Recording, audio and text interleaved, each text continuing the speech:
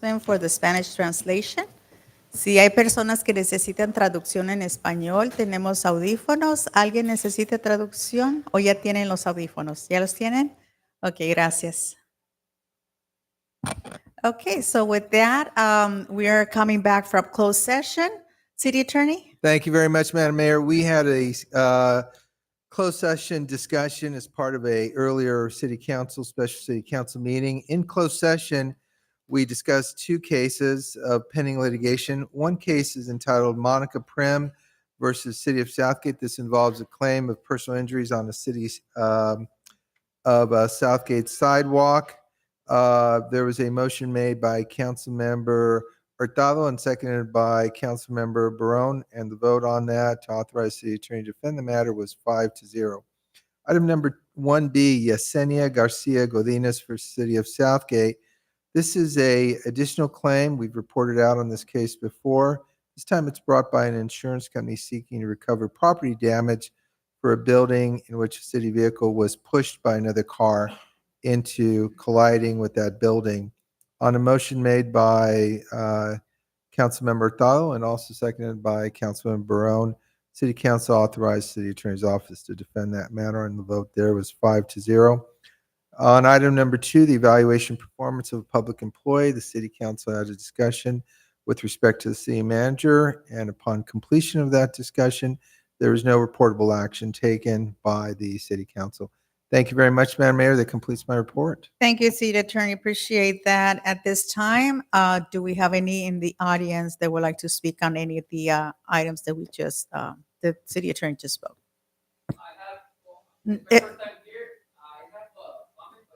No, it's in our next meeting. Okay, we'll let you know when it's time. Okay? Being none and we have no emails, can I get a motion to adjourn? Okay, we are adjourned. Thank you. Okay, jumping into our next meeting, the regular City Council meeting. At this time, we have Bishop Juan Carlos Mendez going to do us the invocation and the Pledge of Allegiance. Chief Arakawa, please stand.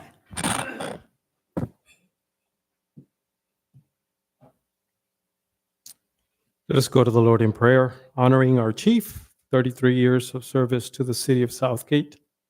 Heavenly Father, we gather here today with grateful hearts to honor your faithful servant, Chief Darren Arakawa, for 33 years of tireless dedication, courage, and compassion in serving the people of Southgate. From 1991 to 2025, you have guided his path and helped us as he protected us, served us, and led us with integrity and humility. Lord, your word reminds us in Galatians 6:9, let us not grow weary in doing good, for at the proper time we'll reap harvest if we do not give up. Chief Arakawa's legacy has been protecting lives. Our community has been strengthened, and the department is stronger. In Matthew 25:21, you say, well done, good and faithful servant. Enter into the joy of the Lord. Today, we echo those words as we celebrate a man who has led with honor, compassion, steadfast love for this city and his people. I had the great honor of serving with him in the Youth Commission for many years, and I have seen his desire to do the best for our children and the youth in our community. We ask you, Lord, to bless him in this new chapter. May his days be filled with peace, laughter, the warmth of the family and community that he has served so well. Let his example continue to inspire others to serve with courage and humility. We thank you, God, for Chief Arakawa's life, his leadership, and the unshakable faith that has sustained him through every challenge. In Jesus' name we pray. Amen. Amen. Chief? Please join me in the Pledge of Allegiance. Place your right hand over your heart. Ready, begin. I pledge allegiance to the flag of the United States of America and to the republic for which it stands, one nation, under God, indivisible, with liberty and justice for all.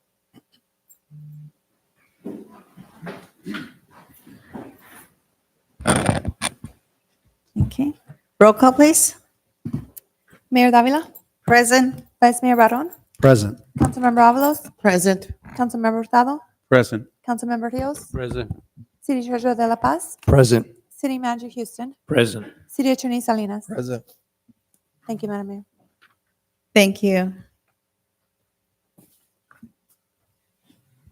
And before we continue, tonight's meeting will be adjourning in memory of Jose Murillo, a longtime community member. Jose Murillo passed away recently, and brother works. Oh, his brother works in the Code Enforcement Department, Jesus Murillo. So we'll be adjourning on his brother's memory. So with that, item number 1. The City Council will recognize retiring Police Chief Darren Arakawa. Thank you. Okay. If you don't mind, I want to go up and speak from the. Do you podium want me here. to read your proclamation? We have a proclamation Definitely, and a presentation for you. yes. I know you want to get out of here, but no, you're going to have to hold on. Not yet. Not yet. Until I say adjourn, then you can go. No, I'm just kidding. We're going on till midnight, right? Is that That's correct? right. Okay. That's what I heard. You're done. You're done. Oh, Chief. We are here to honor you tonight. This is being your last council meeting. And I'm going to read the proclamation and I'm going to say something.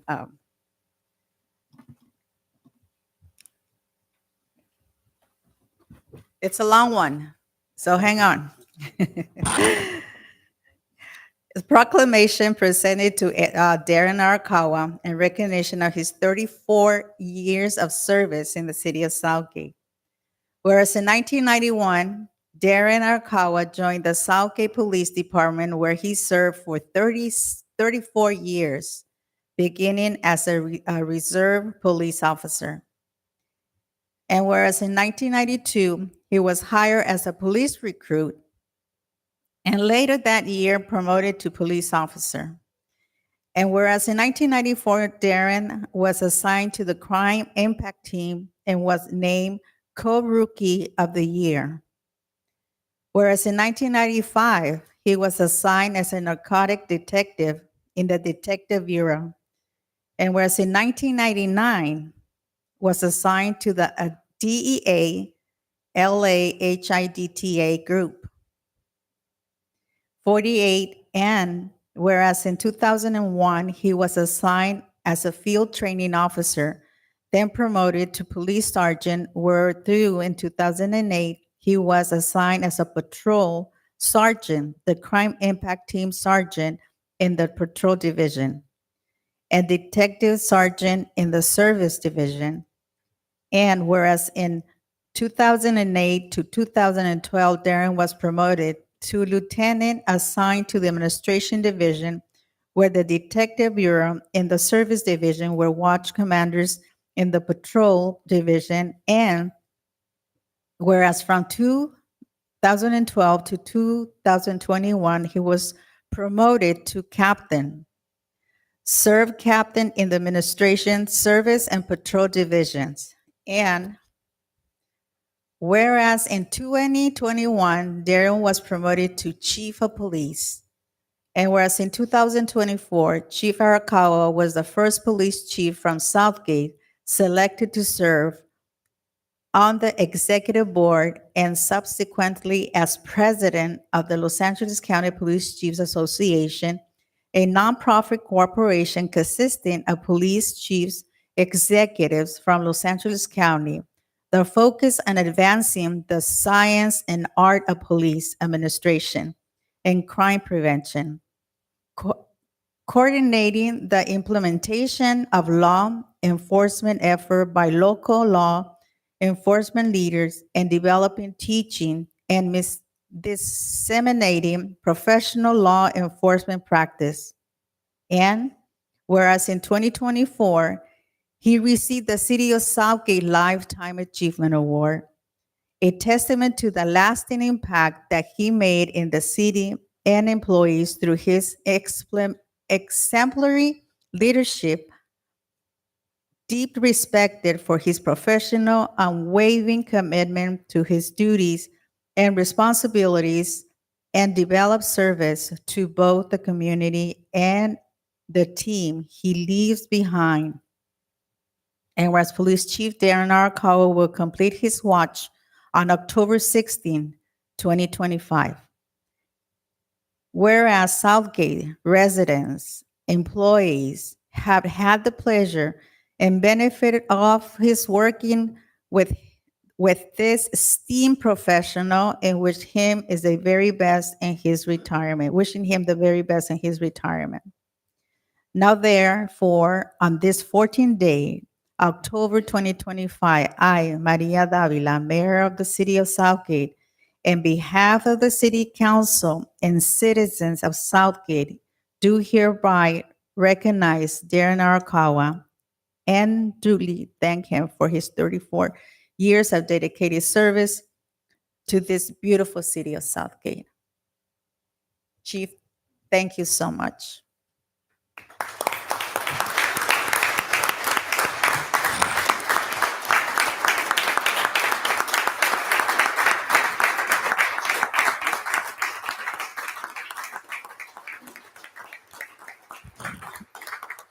So we have this proclamation, but also we have a plaque for you.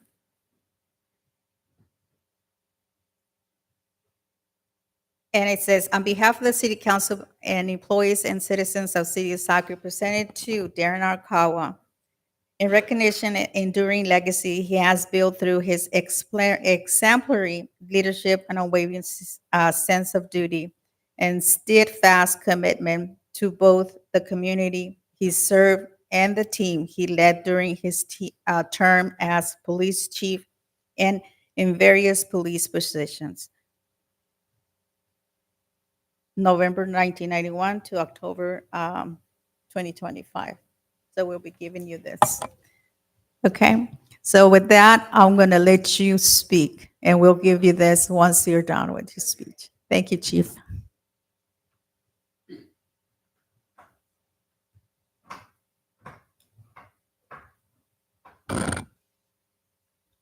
I don't mean to turn my back on you, but I actually wanted to address you, and it pertains to a lot of people in the pews here with me. To say that I've had a little bit of anxiety the last weekend is probably an understatement.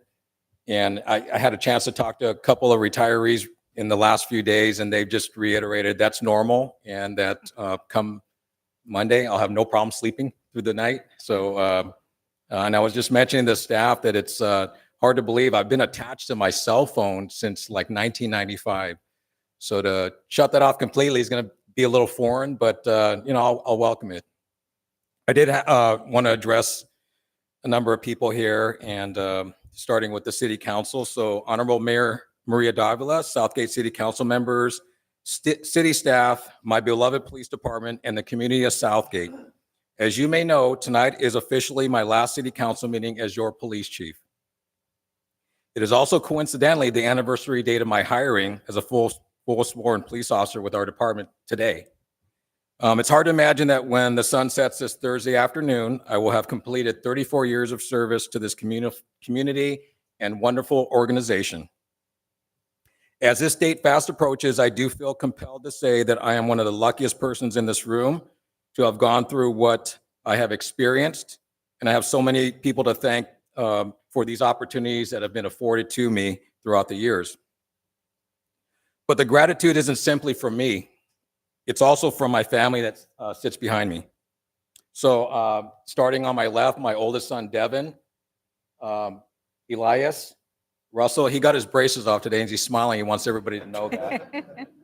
My mom, Yolanda, I'm just thankful that she's still here with me, and my better half, Roxy. So I wanted to bring them here because they wanted to be here with me so that we collectively as a family can thank you publicly for everything you have done for my career, for me personally, and the support you have never wavered from to help me be successful as a law enforcement professional who was privileged to serve the city of Southgate. If you are not aware, each of you on the dais have played an important role in helping shape the organization and its professionalism. You have done so with the support you have given the women and men of our department, the confidence you had in me to assume the office of the Chief of Police, and everything that you've done to encourage us to be better. And for that, please know that my family and I will always appreciate you. So tomorrow will be somewhat of a different day for me, as it will be my last day that I will proudly wear this uniform and badge. It seems so awkward to even say that, but what I do know is that in the morning when I dress, I'm going to feel the exact same way I felt when I put this uniform on for the first time in 1991. So I know that I'll feel so immensely proud of what this uniform represents, the reputation it holds, the standards that I had to live up to while wearing it. It's really something special that's hard to put into words, and the women and men in this room right now know exactly what I'm talking about. But tomorrow I'm going to enjoy every second I have left here. I'm looking forward to my final roll call tomorrow afternoon and my walkout in front of the station. So all of us in this room have a shelf life in our careers, and our start and end date is our respective profession is merely a reference of time. What people will pay attention to when we leave is who we were able to impact and what we were able to accomplish in between the start and the end dates. And most importantly, how we treated people as their leaders. I would like to think that as a steward of the role that I had at any given point in my career, I was able to positively impact the lives of others, both in our community and in our organization. I truly feel that I'm leaving the department better off than when I first arrived, and it will be the responsibility of the next group of leaders, many in this room, to follow in the same footsteps and follow that same philosophy to continue that work. Work hard to make this place better than it was when they arrived, respect the people we serve, and be an example to others. To my colleagues in the department heads that have kept this city moving in the right direction, the relationship that the police department has with your department and your people have always been important to the city's progress. Throughout the years, we have learned to depend on one another, and your teams have come through in so many ways that has made all of us in the city successful. So continue to embrace the teamwork, and I know that my successor will reciprocate the same. I want to address Raul Salinas. Kind of want to pause a little bit because I really do believe that Raul is partly responsible for me still being here. So as I'm cleaning out my office, I'm going through a number of emails, and it was right around 2007, 2008. I was getting ready to leave the city for another agency. And there were conversations and emails between Lolita Brown Fletcher, who was HR manager at the time, and Raul Salinas, and they asked me not to leave. And I know that it was a weekend, it was a Sunday, and I was getting calls from them on Sunday asking me not to leave because Monday I was going to go sign my job offer at another city. And that was important to me because I was able to see that somebody cares. Somebody cares enough to reach out to me on a weekend. And that to me was very important, and it stuck with me because that's a valuable lesson to learn about how others value you as an employee. Thank you, Roland. I credit you for that. I'm still here. I don't know if that's a good thing or a bad thing, but we'll blame you either way. But our city attorney, I've worked with you so closely for nearly 2 decades. And I thank you for the experience you have given me by just sitting in the same room with legal counsel on a number of cases we had to litigate and defend. What I was able to gain in the civil legal process helped me widen my perspective on risk management, and that knowledge was used as an early warning system when decisions had to be made at the police department. So walking away, I feel if I were to take the bar today, I could actually probably pass the first time around with flying colors. But I would encourage you and Rob, our city manager, to advocate for someone in the police department to always be closely tied to the city attorney's office, much like I was. So we can, 1, help mitigate risk to the city and the department, and 2, develop our personnel with valuable and useful skill sets that's needed in today's environment. To the Southgate community, many that are listening and many that are in this room, my job throughout the years was made so much easier because of the support that we had from our residents and business partners. We have and will always try our very best to make this city the best place to live and work, utilizing the resources and people that we have at our disposal. So to the residents of Southgate, I thank you for always supporting the women and men of the Southgate Police Department. And you have our commitment that we will ensure that you have a safe community that you will enjoy living and working in. Finally, to the women and men of the Southgate Police Department, many are in this room today. I have a lot to say tomorrow and on Thursday at my luncheon, but I'll save a lot of that for then. But it's truly been an honor to be your chief, and I'm hopeful that you continue the great work that you have done for so long. Much of what you do is never seen, and you'll never get enough credit and recognition that you deserve.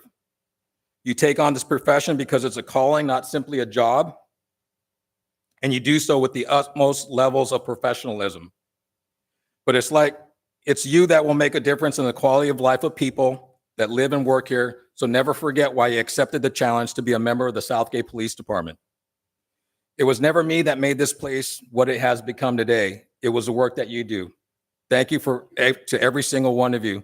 Thank you to August. I know I don't know if she's glad I'm leaving because I give her so much work, but she's just been a godsend to me. She kept me out of trouble. Thank you, August. I appreciate everything you've done for me.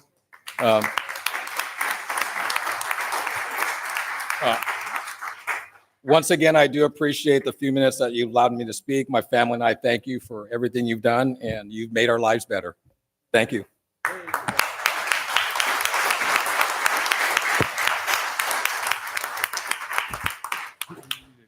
Madam Mayor, Yes, go ahead, Councilman. so those of you who know when I start talking, they put me on a timer because I can go on and on. But I'm going to do everyone a favor, and I'm going to keep it real short because I think it's not about a speech for me, but is to honor the work of our chief of police. And I know we're thanking you for your 34 years of service, but I want to thank you not for that, but for the friendship that has been established. So I really, truly appreciate that. And when the final call is done, you may not be officially the chief of police, but you'll always be my friend. Thank you so much. Thank you.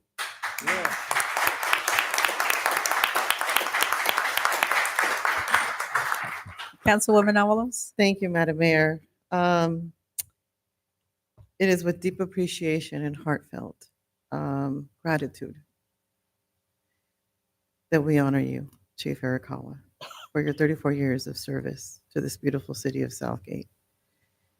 Those years of dedicated to the law enforcement, I think, is reflective, not only here, but in the community in and of itself. Throughout your career, you have exemplified integrity, commitment, and compassion. Qualities that have earned you the respect of your colleagues, the residents, and the entire community. Your legacy is not only founded in the years of service that you served for the city of Southgate, but I think most importantly in the countless lives that you actually touched. And the example of this is set in future generations of those officers that were under you. So if I could have the officers please stand up if the chief inspired you, encouraged you, and supported you throughout those 33 years.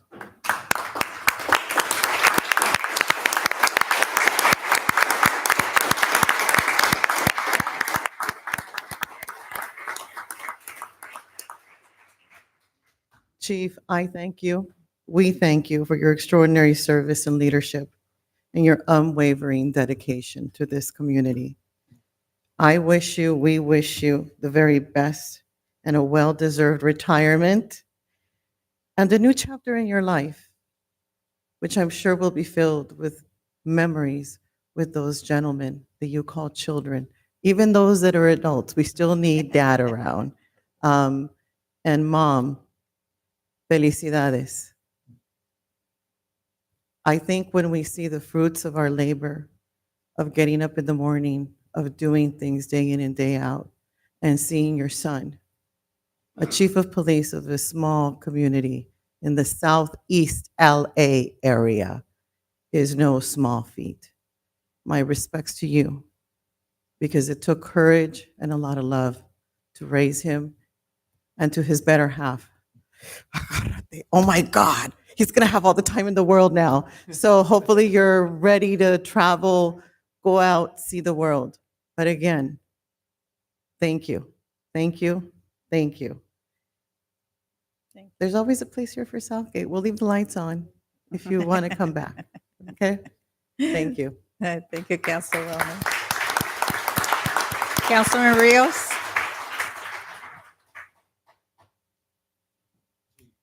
Oh, let me put it on. Okay, thank you, Mayor. And, thank you for your 34 years of service. But first, I want to thank the family for sharing him for 34 years with the city of Southgate and the residents here and with his family here. So why don't you stand up? We'd like to recognize all your family members, Family your members. sons, Come on. your mom. and- Yeah. Thank you.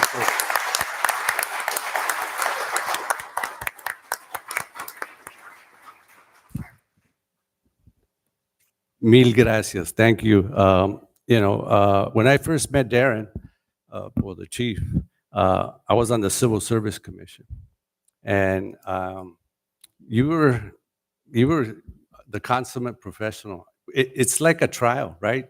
When we have these cases before us, and Darren, you chief, you handled it quite well. You like a lawyer, man. So, I mean, I learned a lot from you.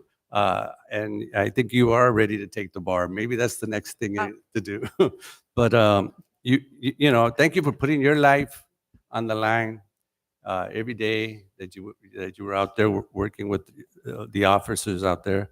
I think you have a lot of respect from the officers. I see it all the time. I think that you've earned it. You're a stand-up individual with integrity. You've always treated me very professionally, and everybody I've known around you, and so I admire that. We're going to really miss you, and the community is going to miss your leadership. But I think you've mentored and coached and trained enough officers that I think there's some good people out there that are also putting their life out there in the community. So again, I just, I really think you really care about the community. The pink patch was a big deal, and it's a legacy that I'm sure is going to continue. Thank you for bringing that awareness. And I just want to say, on behalf of the residents, the people that I know that a lot of people miss you. I already missing you. I remember yesterday at the park there, I say, "Hey, Chief, you're leaving," but you're not leaving. There's always a place for you here. We're your family. So again, thank you for your 34 years of service. Thank you. Vice Mayor? Thank you, Madam Mayor. Chief Darren, I'll keep this very short, but I just want to say thank you so much for your years of service with us. I'm greatly appreciated as a resident for all my life here in the city of Southgate. I can say that I've seen you grow in our department, and I'm just amazed to see how great you did as chief. And I really wish we had a little more time with you. But I know that you're going to enjoy this next chapter of your life, and it's well deserved. And to the people who are here to support you, Chief, just know that they're going to continue to do the good work. I always know and trust in our police department that we are the best in the area, and I know that comes from somewhere, and it comes from the dedication that you gave to them. And the passion that you gave to this position as chief. So thank you again from not just a council member or vice mayor, but from a resident of our city for the last 40 years. Thank you for making this community what it is today. Thank you.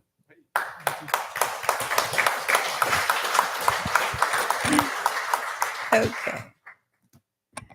And I'm going to talk, and then I'm going to let the directors, anyone that would like to say something, can please ask for the mic. Darren, and I think I always have known you as Darren.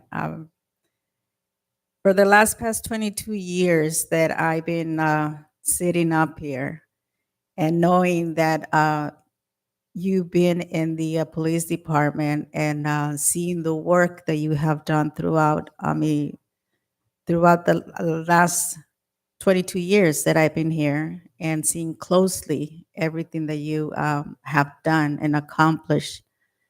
Can't thank you enough for those years. You always have been an inspiration to a lot of youth in the community because you started here in the city of Southgate.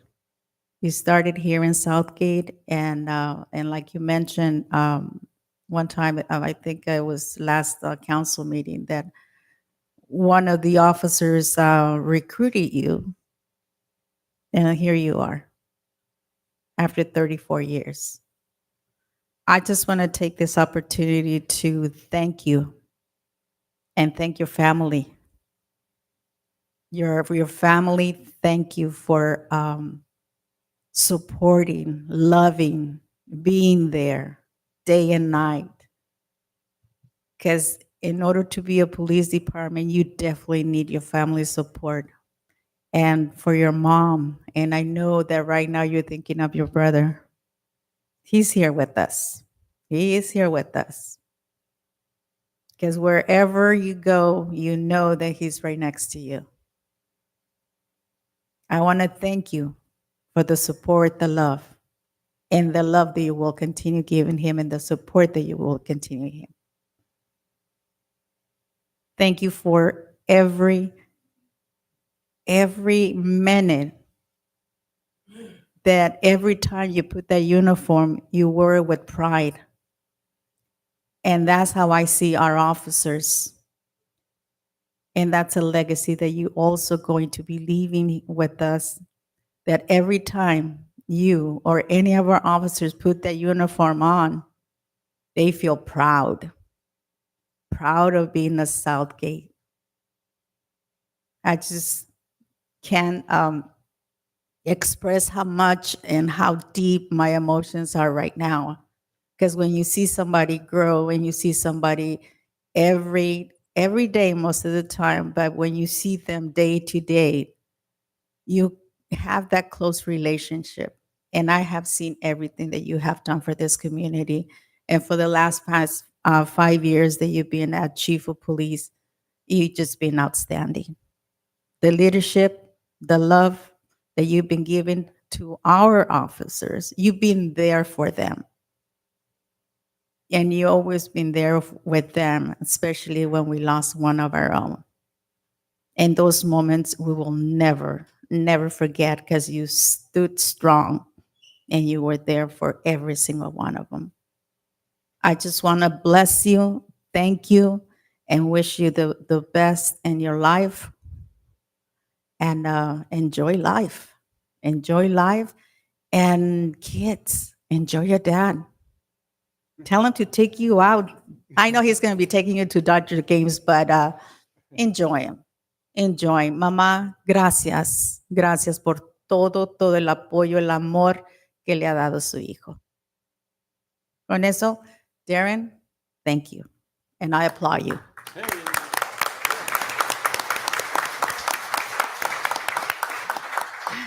Directors, it's your time.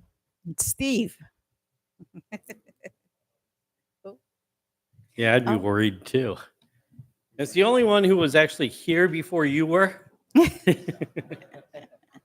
There's a few stories I'm not allowed to tell. But I knew from the early 1990s, I got here in 89, so I beat him by a few.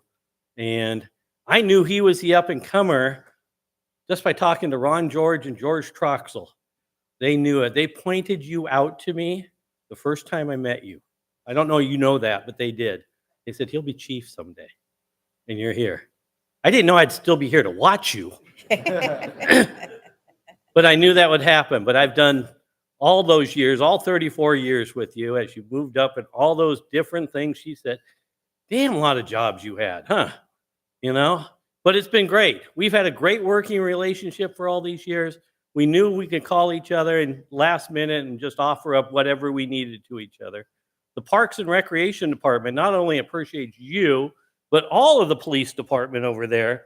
We've always had a great working relationship with our police department because we have always figured that you are our yin to our yang. We need you as much as you need us to keep kids safe, and to keep the people safe, because it's always all for the kids, right, Darren? And he knows that already. So after 34 years, it's time to go, but we appreciate you greatly for being here. Thank you. Thank you. Let me grab the microphone next. And as soon as I grabbed it, I looked at the chief and he's like, uh-oh. You know, Steve, you stole a story that I was going to tell, but maybe I'll repeat my story anyway. Firstly, congratulations on your 34 years of service. I've always thought it was absolutely admirable to not only have that long of a career, but dedicated to a single agency. I'm not sure how many of you know what kind of dedication it takes to be able to take an entire career and a very competent individual and just give it to that one agency. It really shows a lot of commitments. A lot of people may say you don't work in Southgate or you don't live in Southgate, but you lived in Southgate through that career. I do remember a story. So we were having lunch. I was working in Pico Rivera and we were having lunch over in Downey. You came and sat with an officer next to me. Said hello to you because I hadn't seen you some time. And I remember telling you, so I hear you're going to be the next chief of police, not because I heard it, it's just because of the admiration I had for him. I don't know if you remember that. And here you are retiring, right? And so you really showed that promise. I did promise a very, very long song for you before you left, but I'll keep it really, really, really short. Adios, adios. No llores, Darren mío, dijo un soldado al pie de una ventana. Te vas, no llores, niño chico, que volverás mañana. That means you'll be back tomorrow.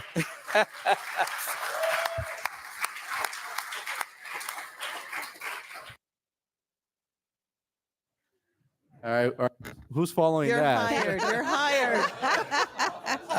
I guess I'll go next. Go ahead, Cal, City I Treasurer. don't have a song and I don't have a long speech, but Darren, thank you for your 34 years of service to our community. I wish you a great retirement and many years for you to be able to enjoy that retirement. This is your home. You're welcome back anytime. Thank you. DOD. You want to say something? We will definitely miss you during our Tuesday meetings.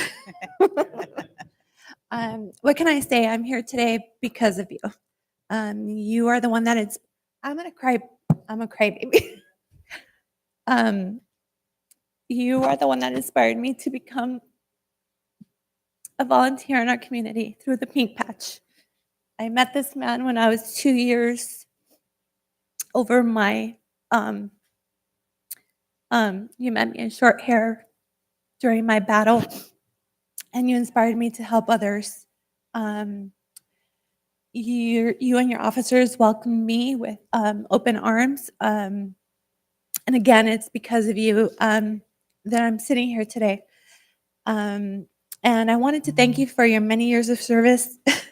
I also want to thank you for giving me COVID the first time you saw me. Enjoy your retirement. You deserve it. City Manager. I'm not going to sing, but thank you, Art, for that. Working with you, Darren, 34 years is a long time. I've only been around for basically the last 2 years. So coming in as the new city manager to this city, I had to assess the different department directors and the state of those departments. And in meeting you, I was really impressed because even though some might say the twilight of your career, I saw someone with energy, I saw someone with passion, I saw someone with drive and with commitment, and that was just for the Dodgers. But you also had a job to do here, and for that, I saw the same for Southgate and even more. I saw the pride in the department, but your willingness to be a team player with the other departments is really great to see. There's a lot of cities. I've been at different cities in my career, and this city has one of the best partnerships. And the more we as departments are working together, the stronger we are, the bigger commitment we have, and the more service we can provide the community. So I thank you for your leadership in doing that. And I also just thank you for the energy for the job, even at later stages of your career. You were gung ho, let's go, let's fix this, let's charge the hill. And to keep sprinting to the finish line, I really respect. And I thank you for that leadership you've given. And the fact that as a city manager, when you're dealing with some cities, my phone can ring and my problems can come. And in some cities, 80% of those issues could be in a police department. And I'm proud to say I, really had very little concern or issues that would resolve in a police department, which is really impressive. To know that there's a morale that's great. There's a team that's working strong and swimming in the same direction. And that really can be reflected in your leadership to handle those things so that we could focus on serving the community and not infighting or having issues internally. So thank you for that effort. I respect that. And I look forward to hearing updates of your new career. Thank you. Thank you. Okay. City Attorney. I have a lot to say, Darren, and I could say a lot, but I'm mindful of the time. The public should know that today, Darren and the city manager and I, we went out to lunch, and I shared with him there comes a point in our lives that we all will sit in that great rocking chair in front of our front porch of our house, looking out into the horizon of a setting sun and thinking, what did I do with my life? And I asked Darren, what would you say to that? And he said, it's how the most important thing is people will never remember what you did as your employment, but they will remember how you touched them. And I think that's true. I think that what we're hearing tonight is how you have touched all of us. And I think you have touched me. I've been here like Maria for a short 22 years. And when I came to the city, we were embroiled in a lot of turmoil. We had a lot of dark days ahead of us back as the city was trying to turn the corner here. You were assigned to me as the point person for the police department, and every time we had a new chief, you still were my point person. You and I have sat at council table together for some very long trials. I can almost remember how punctual we were about making sure that we broke for lunch at 12 o'clock because that was so important to us. And it may still be, but we talked a lot about that. And I do think that if you had not been influenced early on by a police chief or by a police officer to become a member of the police department, you would have been a great lawyer because you exemplify so many attributes of what I think a great lawyer should have: integrity, articulation, empathy, courage, leadership, a sense of fairness, and a willingness to do the right thing no matter what the consequences are, this ability to tell hard truths. And I think you possess all those skills. Back in the day when Abe Lincoln was still around, lawyers became lawyers by following somebody. And that's how they would train and become lawyers. You have followed me. I have followed you. I don't know if I'm a better lawyer because of you, but I think I am. And so thank you so much. And lastly, I was listening to Arturo sing a song tonight. And I'm not going to sing. I have no voice. But the song that came to my mind was Hotel California, Chief. And there's lyrics in Hotel California at the end of the song that says, you can check out, but you can never leave. And you will never leave the city of Southgate here. Thank you for your time.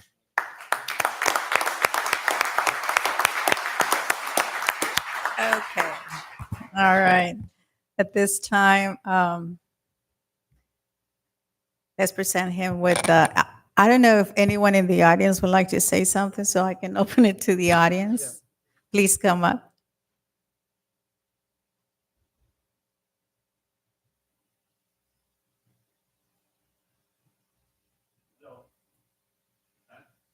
It's on. Hi. There we Hi. go. Hey, everybody. My name is Jesus Miranda, and I came tonight. I don't come very often, but the reason I came tonight, knowing our chief is leaving. I know him since he started be a police officer, and we're gonna miss you. The Miranda family gonna miss you, and we wish you the best. And I don't say bye. We will see you again, and can say nothing else. I can say a lot of more things, but not this time. Good night. Thank you. Thank you.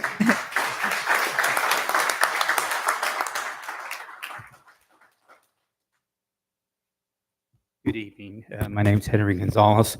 I just wanted to jump on the bandwagon and thank you, Chief, for all you've done. You've been a friend to my family and my mother and father. And I want to congratulate the council on all the tributes and all the bouquets that you've thrown to the chief. And I just ask that you consider that when we look to our new chief, somewhere where there's continuity, somebody within our program, and somebody is not going to come from the outside to try to change things. So I think it's vital that we're all on the same page. And I wanted to thank you. I don't have a certificate, but I wanted to kind of make you feel like a rock star. So you spoke at the Rotary meeting. We took some pictures, and my mother says, I want one of those pictures. So I said, well, I'm going to see if I can get the chief to sign it for her. And in addition to that, I got one for my man cave too. So at your convenience, that's all I have to say. Thank you and good luck Thank in your you. future endeavors.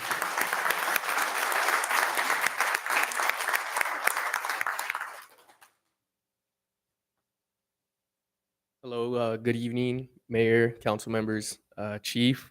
My name is Ernesto. I'm the field representative with the Office of Congresswoman Barragan. And I'll keep it brief since I know we started the celebrations earlier last week and some of this may sound familiar. But it is really, truly an honor to be here to celebrate your achievements for over 30 years. When I first met you, I already felt that sense of admiration. I was very impressed with your work, your leadership, the respect that your officers and the city staff hold.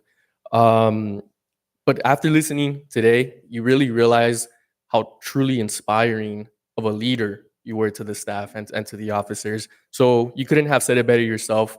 We know that this place is in a better place than when you arrived. You've trained these leaders and they will take on these positions hopefully as graciously as you did, sir. So thank you. We celebrate you and we wish you the best in your upcoming endeavors. And for that reason, I'm here to present this certificate of congressional recognition presented to Chief Darren Arakawa in recognition of your over 33 years of dedicated service in law enforcement and your distinguished leadership as Chief of Police for the city of Southgate. Your unwavering commitment to public safety, integrity, and community partnership has set a lasting example for all who serve. On behalf of California's 44th Congressional District, we extend our deepest appreciation for your contributions to the city of Southgate, signed by Congresswoman Nanette Barragan. Thank you, Chief.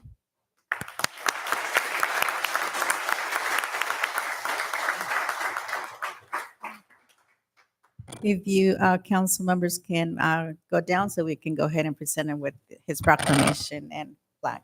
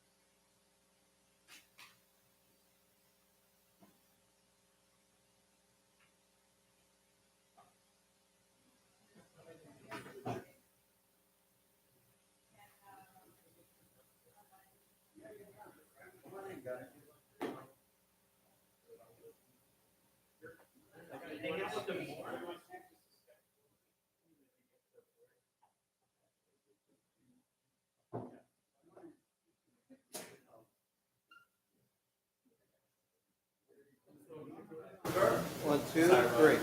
Which one? 1, 2, 3. All right.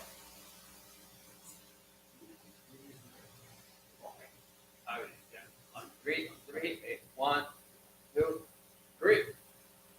Okay.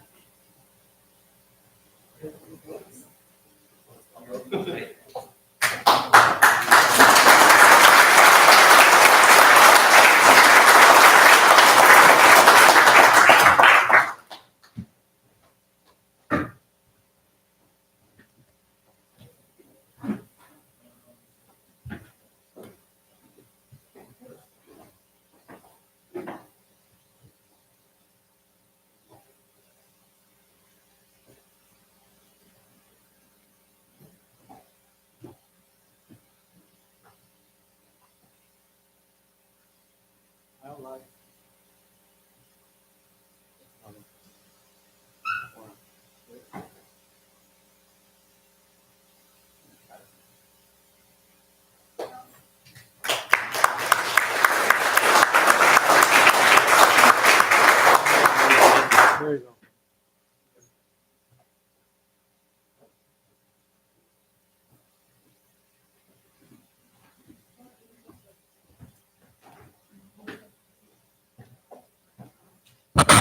Okay, thank you, everyone, again, and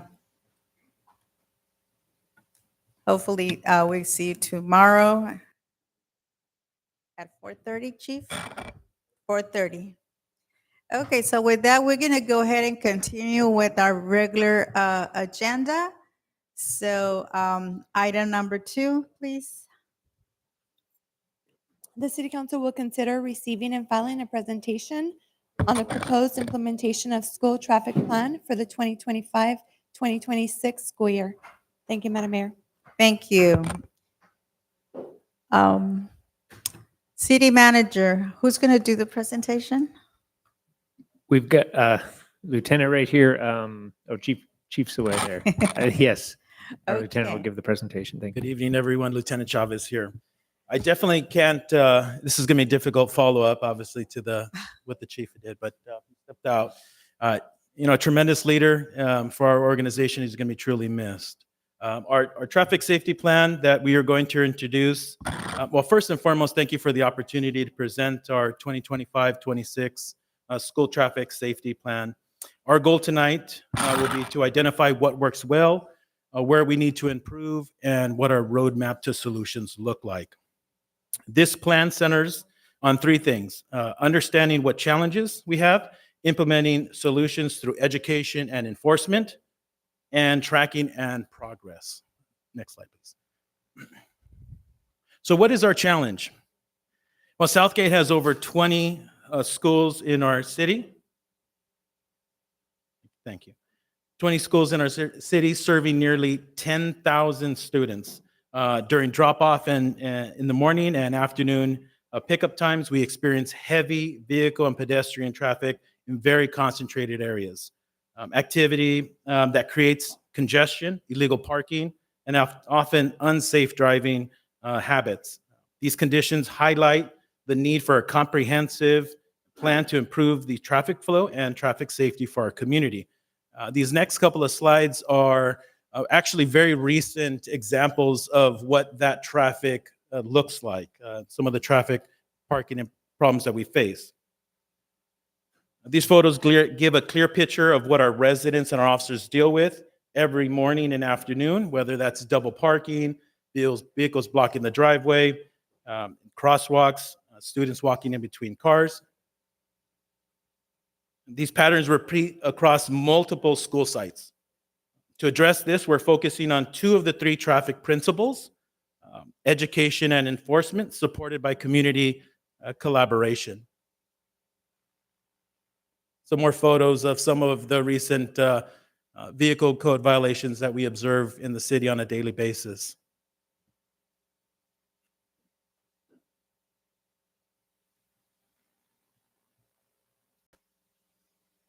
This leads us to our first principle, which is education. Education is going to be our first and most effective tool that we use. We're going to continue to host parent and PTA meetings where officers can share best practices and updates. We're also going to be using our social media and repurposing some of that content, create them into flyers so we could pass them out to both parents and students.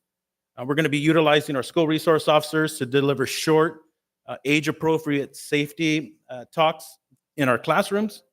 And we're also going to be working with our city staff to make sure that our messaging stays consistent across all of our channels. Now, our enforcement aspect really is going to be about focusing on changing behaviors, not simply just issuing tickets. Our officers and our community service officers will conduct directed patrols during peak school hours.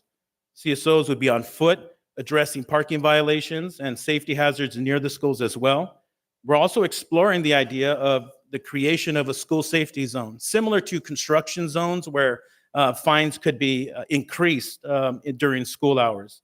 Our rollout will start out with warnings and education, moving into full enforcement. This is a progressive approach that will help encourage compliance while giving the residents and the parents ample time to adjust. Collaboration. Collaboration is a huge part of what's going to make this particular plan successful.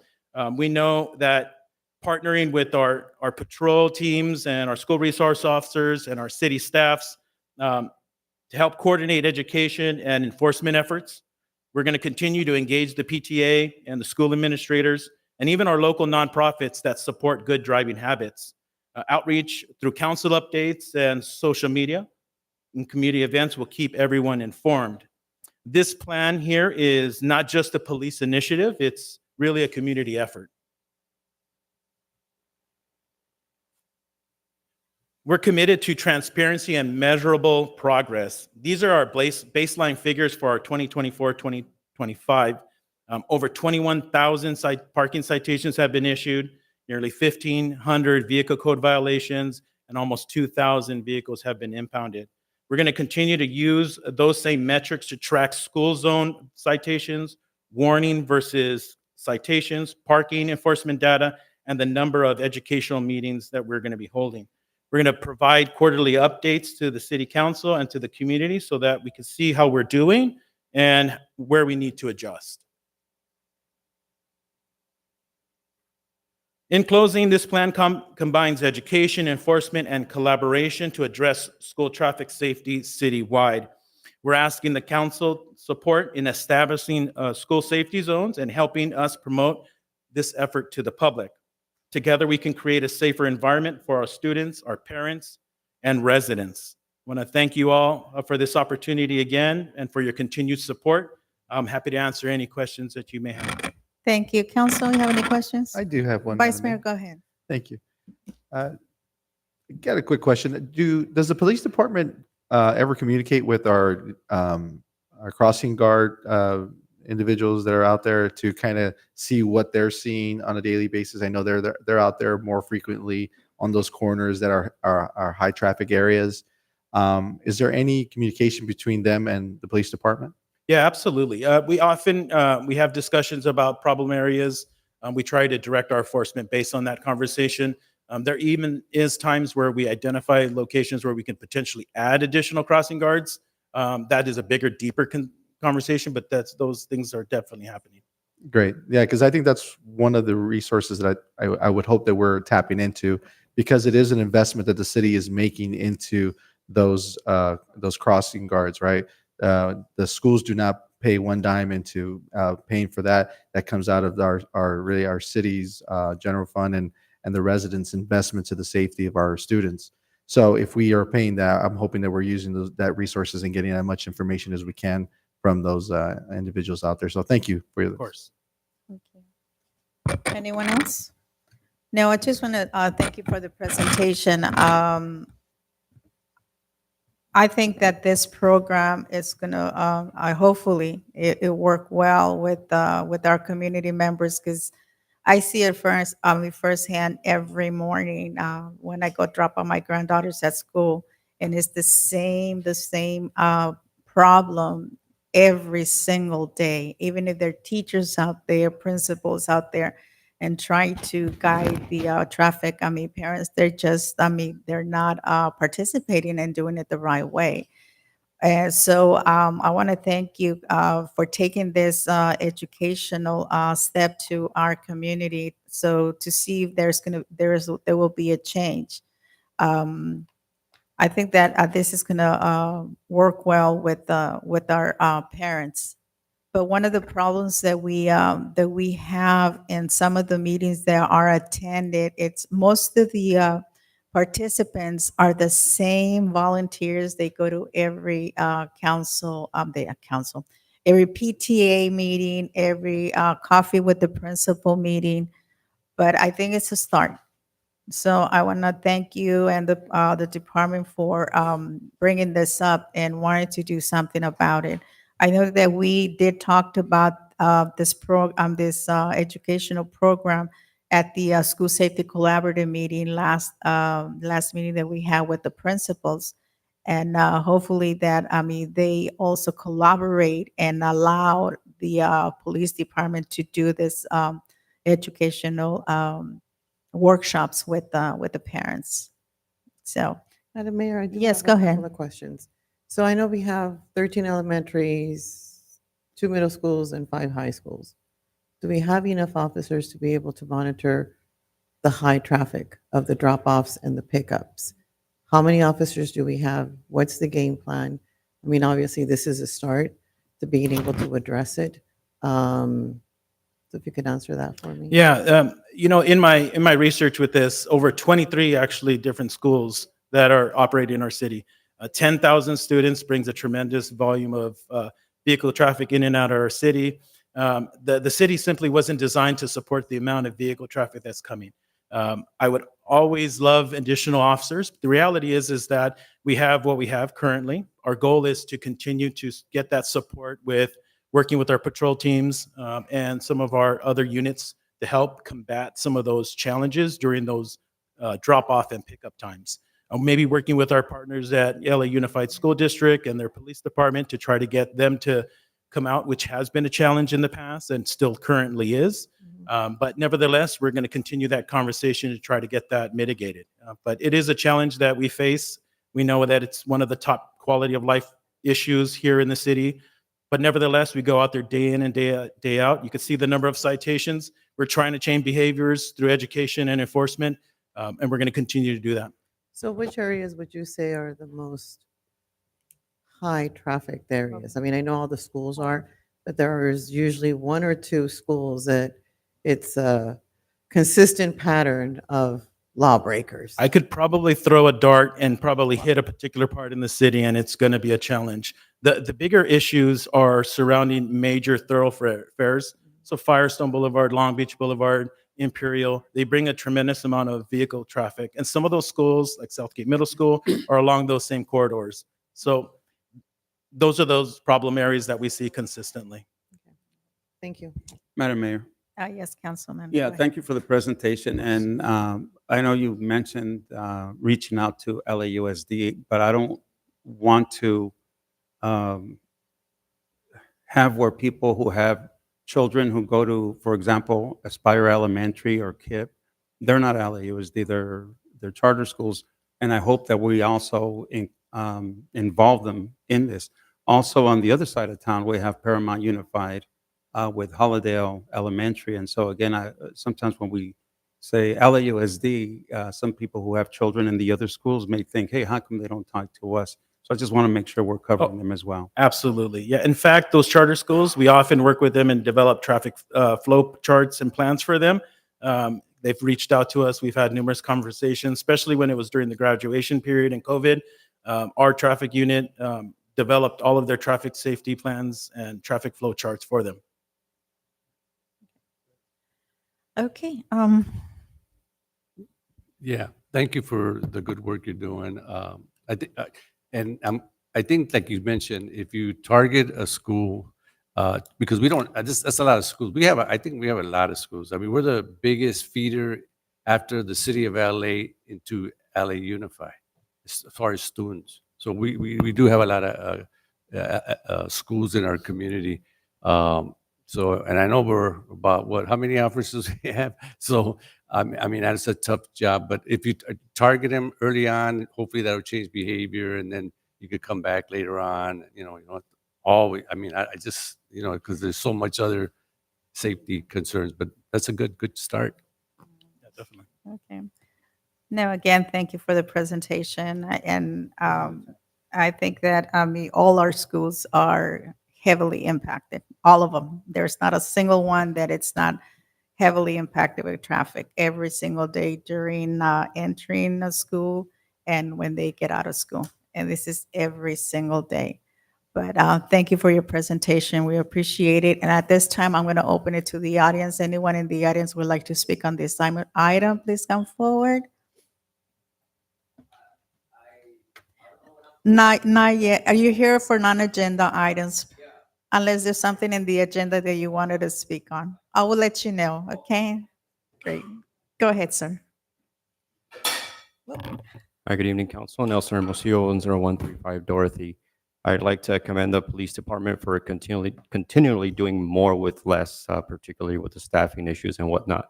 I appreciate Lieutenant Chavez reaching out to LAUSD Police and coordinating those efforts with them. I'd like to see our City Council reach out to LAUSD, reach out to the county supervisors.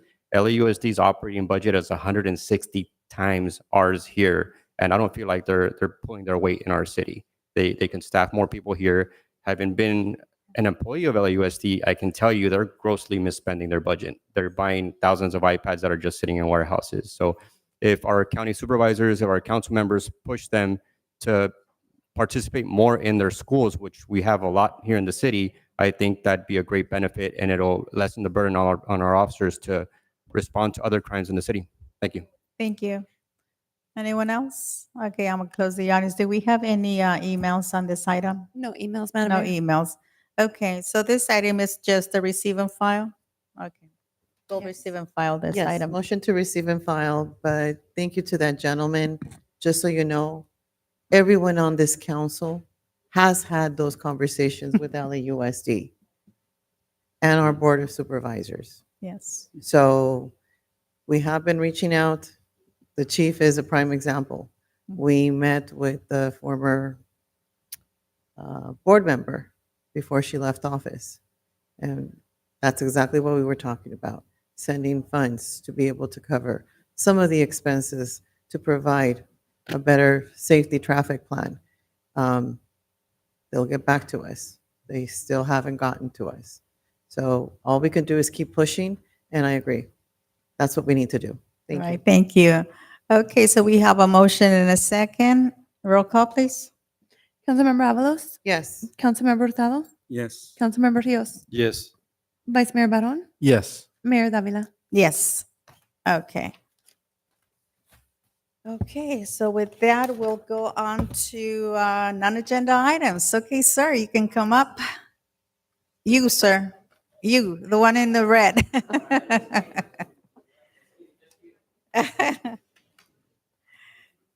Okay. The light screen? Yeah, it's fine Okay, go ahead. All right, thank you, Council. Congratulations, Chief. I am here. My name is Pablo Cifuentes. I like to volunteer coach at the Southgate JAA. My kids have been playing there for many years. They love it. I love it because my kids love it. And I'm here to speak on such a beautiful ceremony, and I don't want to go negative, and that's not my intention. Sorry.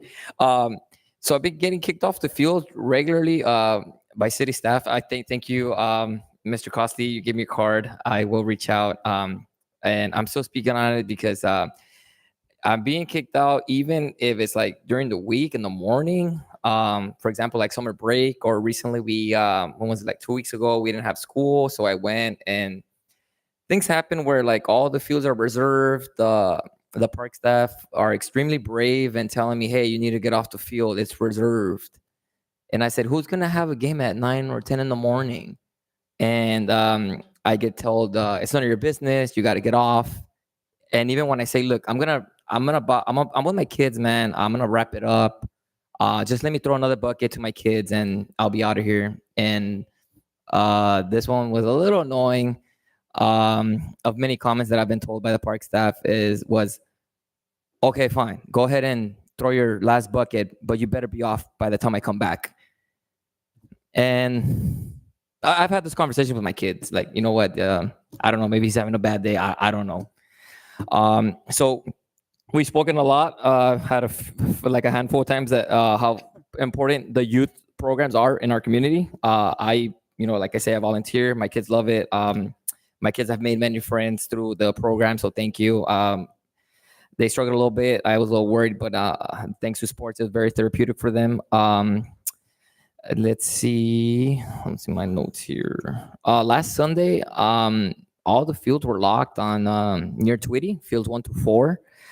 And it's not the first time that happened. So we kind of just try to find a little area where we can practice. It's not a big deal. But we try to use the fields when they're not being used. Let's see. Also, well, let's see. Took a few more notes. Fields so many times. Okay. I'm not gonna share that one right now. But so anyways, yeah, that's all I got. I hope to just be able to use the fields. Thank you, Mr. Costley. Like, you give me your card, I will reach out. We have a little travel team. We have competed like many areas in SoCal. We haven't had a tournament in City of Southgate, unfortunately. We were just at Inglewood, Venice, Carson, Fontana, but not we haven't had a Southgate you. tournament. All right, Thank you. Time is up. All right, thank you. Thank you. Congrats on the 22 years. All right. Thank you. Next.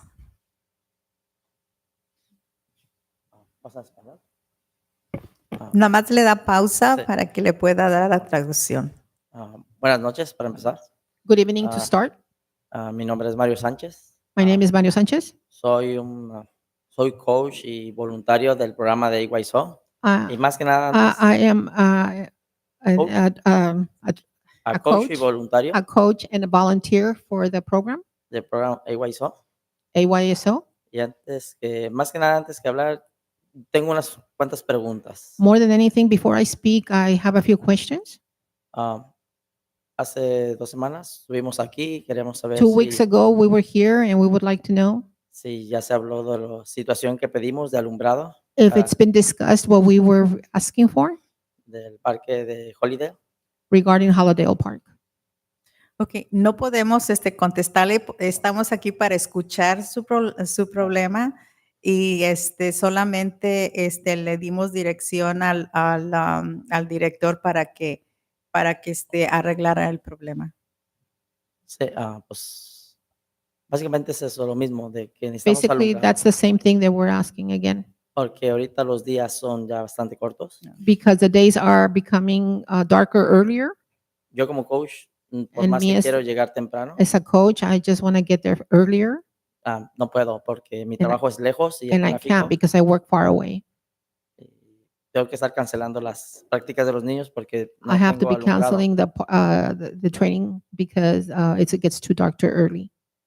Estuve viendo el parque de la Tweedy y I've been going to the park on Tweedy, veo que las canchas de béisbol, el 90% están vacías. and the baseball fields there are 90% of the time empty.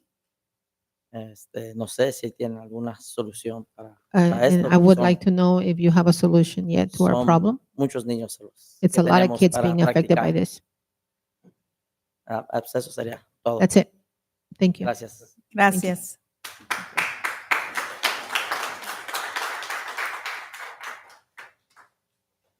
Hello, my name is Brenda Layana, and I'm new to the city of Southgate. I just got this new job in the office of Durango, Mexico, and we help the community. But lately, we're having something very drastic, a big change in our neighborhood, and I was so glad that I was approached by one of our neighbors, and they asked me to come here. Our office is in Long Beach and Tweedy. And for the last 16 years, we have programs for the community. This year, it just happened that in that mall, they have a shop, a smoking shop, but it's open 24/7. And I'm not really sure what kind of products they sell, but the people that hang around in that area, it is pretty dangerous to the point that the people that come to use our services and be part of our programs, they call me and they say, we're here in the car, but I'm not sure if we're getting out of the car. As a matter of fact, a month ago, we have an incident, and I have to tell you, Police Chief Darren Arakawa, how impressed I am with the response of the police. There was this incident that somebody was disrupting peace.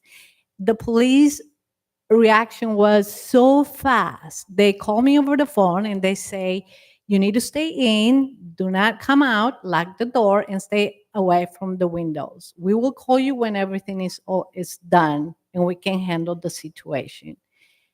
They did an amazing job. I was really, really impressed with the way they handled the whole situation. And afterwards, they called me and they say, now the area is clear and you're allowed to go on with your business. So now I know the high standards you have, and I feel really safe to know that you're leaving that legend and that high standards behind. So thank you for that. Thank you.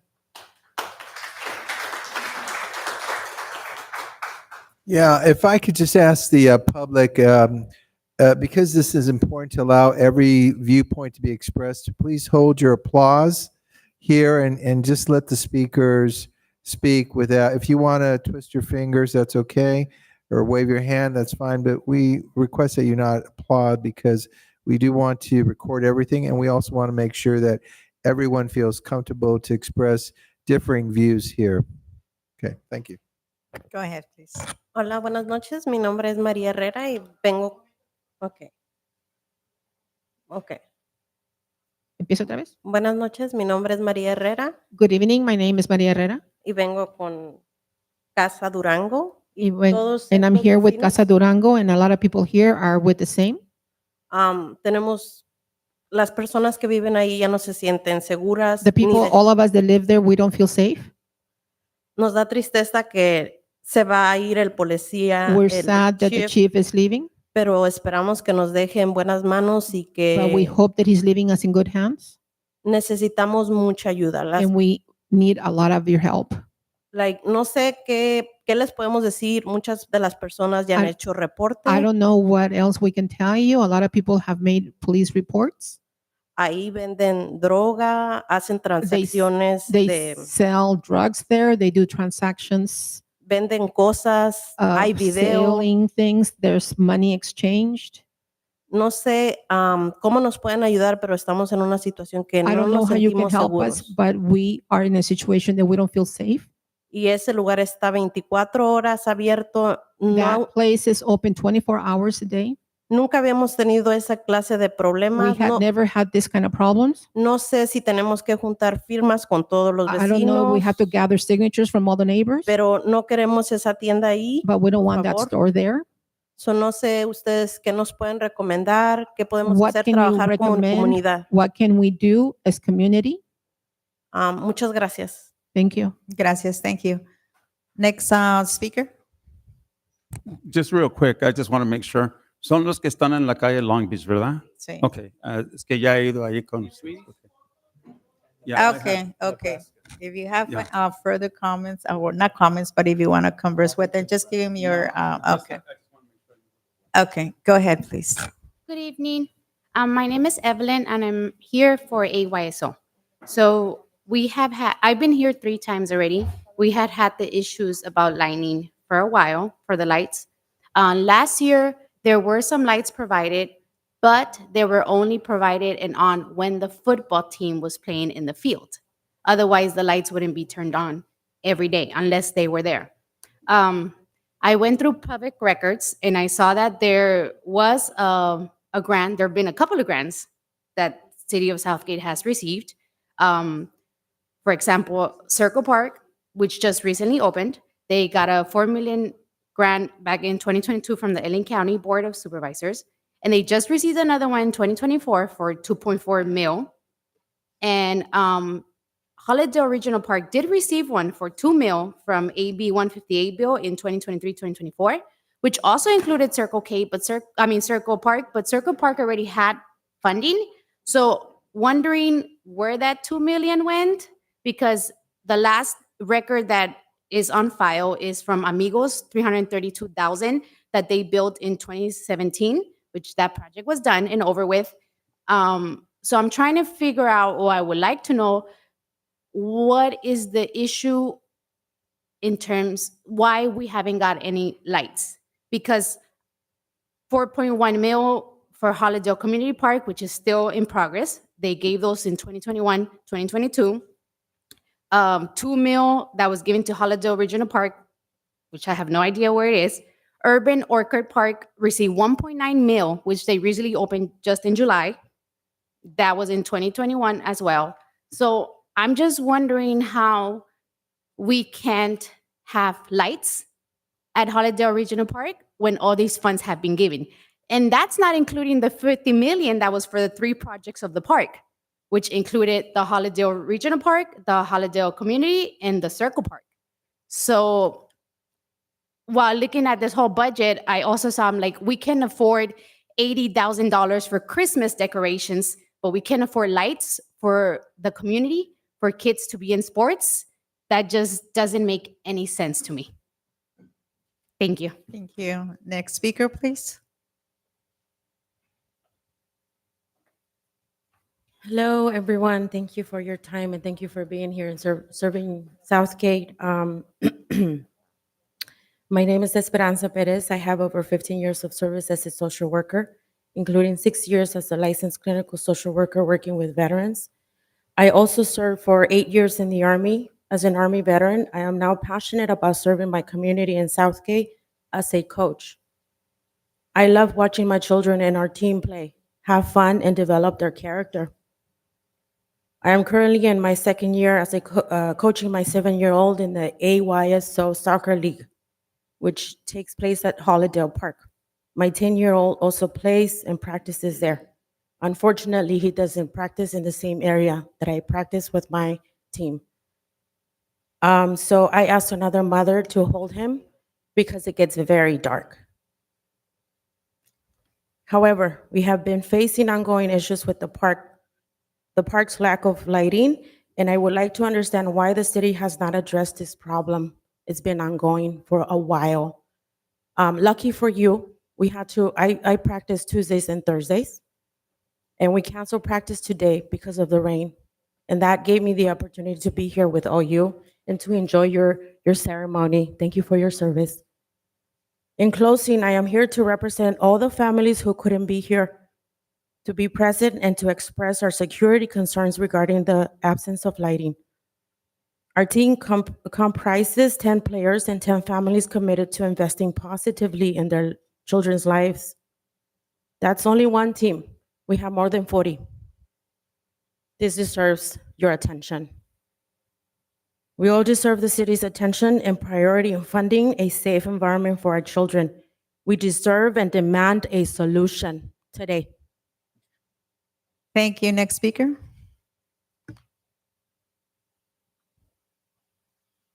Good evening, council members and mayor. It's my first time coming to a city council meeting, so it's quite exciting. You're welcome. To say. So raise your hand if you've ever experienced a life-changing event. Yeah, your comments should be directed to the us. council, not Yes. to the audience, please. So Okay. please make your comments to them. Thank you. My apologies. Raise your hand if you've experienced a life-changing event. I expect all of you to raise your hand, but it's okay.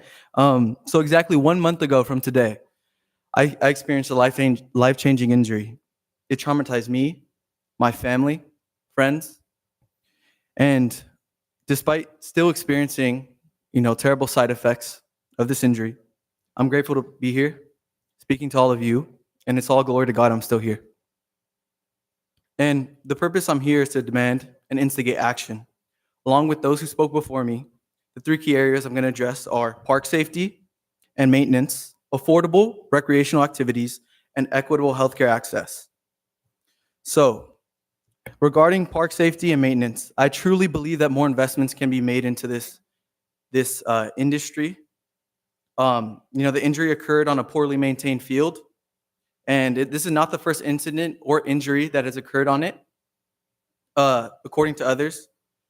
Coach Jason of Southgate High School baseball team has advocated for better park maintenance, but it has not been given. There's even supporting evidence. The CDC has stated that well-maintained parks correlate to lower injuries, better health outcomes, and higher use, and even possibly lower crime rates.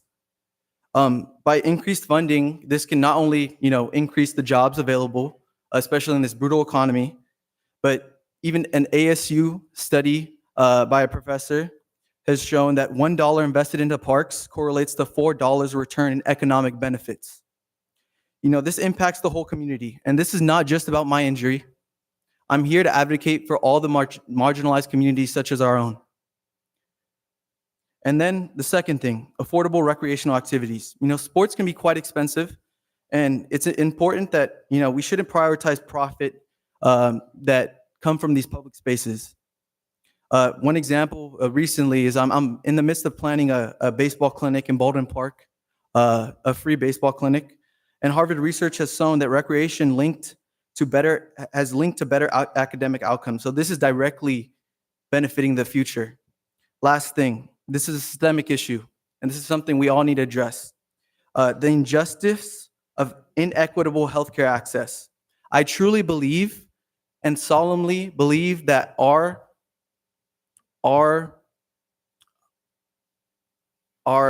economic status should not correlate to the healthcare quality we receive.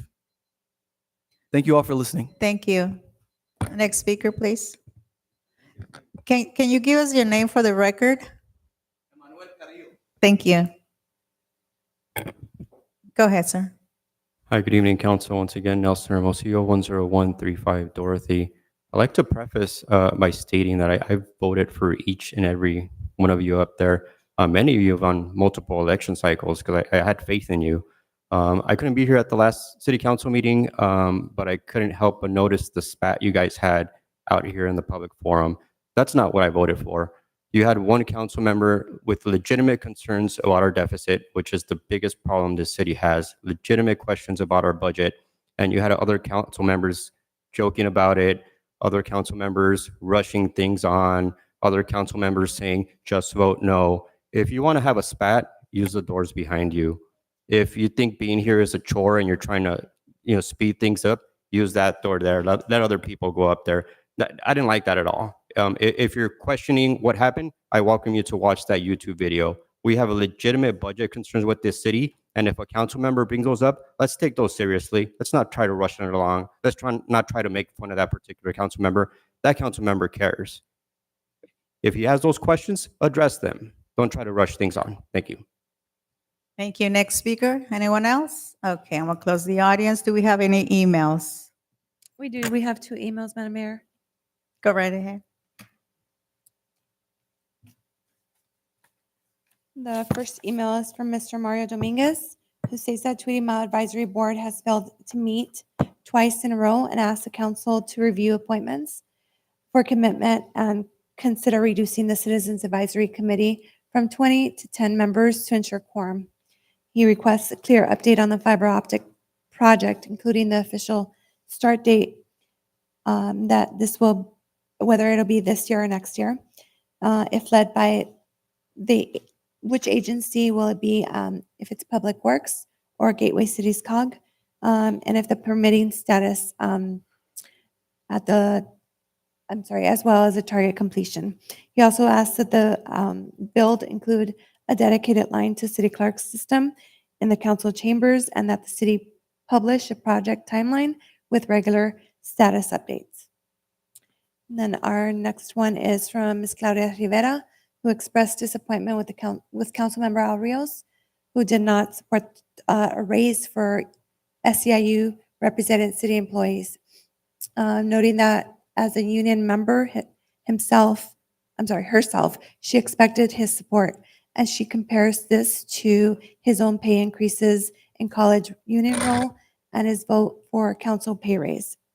With elections approaching, she says she will remind SEIU members and Southgate residents to vote I'm sorry, of his vote, and will inform SEIU President April Verret when she considers his endorsement. Thank you, Madam Mayor. Thank you.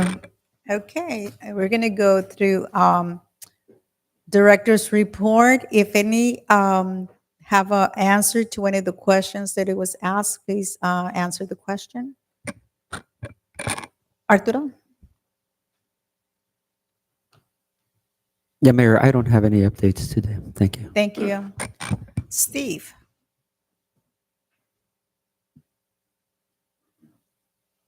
Good evening, Madam Mayor and council members. First, for the AYSO side of life, AYSO was founded here in Southgate in 1993 and has always been at Hollydale Regional Park. And throughout that almost 32-year history now, has never had lights except for an experiment we had last year, which wasn't at that time sufficient of lighting, and we kept it at that. It has been operated through the region and on that time frame with the concept that it didn't have lights over at that park, and it would be a more summer-based programming to start to get the kids ready, weekends, and whatever time frames we could offer. As for the overall concept of lights at Hollydale Regional Park, it is something that it is in the master plan for the park, part of which we are asking for grant funding to get designed for from the Recreation and Open Space District for the County of Los Angeles. But the estimate for what we consider phase one of the park there is somewhere close to 20 million to get that done. So, and as for the question about grant funding, none of the grant funding that we have currently received was actually designated to Hollydale Regional Park. It was designated to Hollydale Community Park. And so all of that funding was either Prop 68 or state mandated funding that came across from Assembly Member Rendon's office, but it wasn't regional funding specific for it. Was a mix of those or sort of smaller projects. But as I noted, phase one of Hollydale Regional is somewhere around 20 million if we did all of it at once. And then on another note, for the director's side of life, we had a very nice grand opening yesterday at Circle Park, just in time to beat the rain out. Didn't beat the wind out, but we definitely beat the rain out, which was good. We had probably 200 and plus people there. It was a good day had by all. And thanks to the county, the state, and the RMC for all of their help on that. But another good event in our last of 3 parks that we've opened this year. In the last 10 months, we've opened 3 parks. That's a pretty big accomplishment.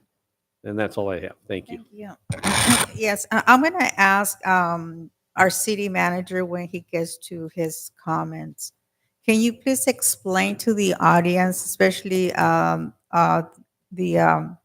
person who asked about the grants that we've been getting grants for different parks, how those grants, how we can use them, that we can use them for a certain park and we cannot use it for another park?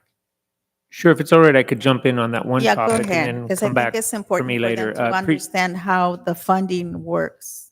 Very complicated, very lot of work and years of effort to try to pull together funding for any type of project. There's many agencies, many cities all competing for those funds. The city's done an amazing job to pull off some huge wins, but the amount of need in the community is always greater than the amount of funds. So prioritization has occurred from prior councils for 10, 15 years ago as to where the bundles of funds should be focused. And as was mentioned prior, Urban Orchard Park was one of those big focuses. The fact that it was near the river, the fact that it had water, recycling opportunities, educational opportunities, made it more attractive for funders that had certain funds for certain uses. For instance, those kind of funds would not be used or available for just revamping an existing park or adding lights at a park. The funds have limitations of what they might be used at. So in that case, they were prioritized for that use, helped us build that. Funds, as Steve Costley has mentioned, for Hollydale Community Park, which is in a different location in Hollydale, those were pursued, grants were found, but had to be used for that park. The fact that there is a plan for Holiday Regional, that's going to take searching for funds that could achieve what we'd like to do at that park, which in this case could include lighting. But at this point, we have not found those funds. The city itself, when we talk about grant funds, these are funds that come from the state, regional groups, sometimes even the federal government, and they have certain requirements to meet, and they can take years to pull together. We've had success. We can have success in the future. But city money, when we talk about our general fund, tax revenue that comes in, we don't have enough of that. We do not have funds to support. It would be great to have more funds, but things like adding lighting at a park, as well as many other requests, we're short the funds. Adding electricity even for lighting, and then adding light poles, let alone the fact that most of that property is not the city's. So I'm not sure if it's the Department of Power or Edison, both, they have big power lines that run down there. So that's actually their land. So that's a whole other conversation to get permission to see if lighting could even be added. They have strict policies of not having any light poles or metal anywhere underneath their lines, and within, is it 27 feet or 28 feet from the lines out on both sides, and anywhere underneath cannot have lights for fear of their safety. It's their property. It's beyond our control. So that would be another hurdle to figure out. Is there a way to still put lights, but not have them under either one line of power or the other one? Because there's two runs. Where would they fit? How could we fund it, get the electricity? How could we pull together a package and get grants that could pay for it? So it is a journey. It's worth looking at. But I think, again, the current plan of that park and the way it's functioned to date has been a dawn to dusk park without lighting there, which creates some limitations, but it also fits within our current resources of what we're able to achieve. But I hope that's a little bit of a summary of some of the challenges, but also the fact we've managed to have success elsewhere, and we can start working on Holiday Regional to see if we can find a solution in the future. Right. One thing is that to make sure that they understand that we cannot use one grant to do another, but it has to be specific for what it was written for. So, okay, thank you. Gabriel, Madam Mayor and Council, no updates from community development. thank you. Luis, Mayor, members of the City's Council, no updates from Finance. John, Good evening. I'm going to carry on and say there's no updates from Human Resources. okay. Then we go Chief. I've said enough today, but I will address the issue with 9825 Long Beach Boulevard. The police department is aware of that location. It's a business that's operating. It's actually, they don't have a business license. So we're going to be reaching out to business license to see what we can do to remedy that license. But we actually have gone out there a number of times, made about 10 arrests in the last year. So enforcement action is taking place. But I've talked to Captain Rana, and there's going to be a little bit more attention given to that location, considering that they're open 24 hours a day. So we're going to work on mitigating that. Thank you. Appreciate that. City Manager, anything else? Thank you, Mayor, Council, and team. Appreciate the updates for everyone. Appreciate again our chief and his great service here. The police chief position is very important for the community, both internally, but of course externally, to represent our force. There's a long history of the pride of Southgate and the mission that the city's had and the great work that the city has had. And as part of the ensuring that we have continuity and we have an ability to keep that momentum, we had a police chief recruitment that has been occurring over the last several months. It involved a recruitment flyer to go out to the outside world as well as internally to look for candidates that would be interested in filling that role.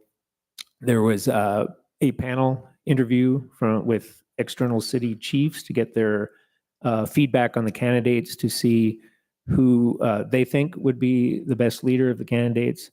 After that, there was an internal panel that included myself to review the candidates and determine who would be the best suited for the position here to ensure that we can have the right person in the job with the commitment to the community, as well as the vision to take us both where we are now and to an even greater level in the community. So from that journey, I want to announce that we've got a candidate, we've got a conditional offer, and we've offered that to Captain Manny Arana, who is a member of the Southgate Police Department.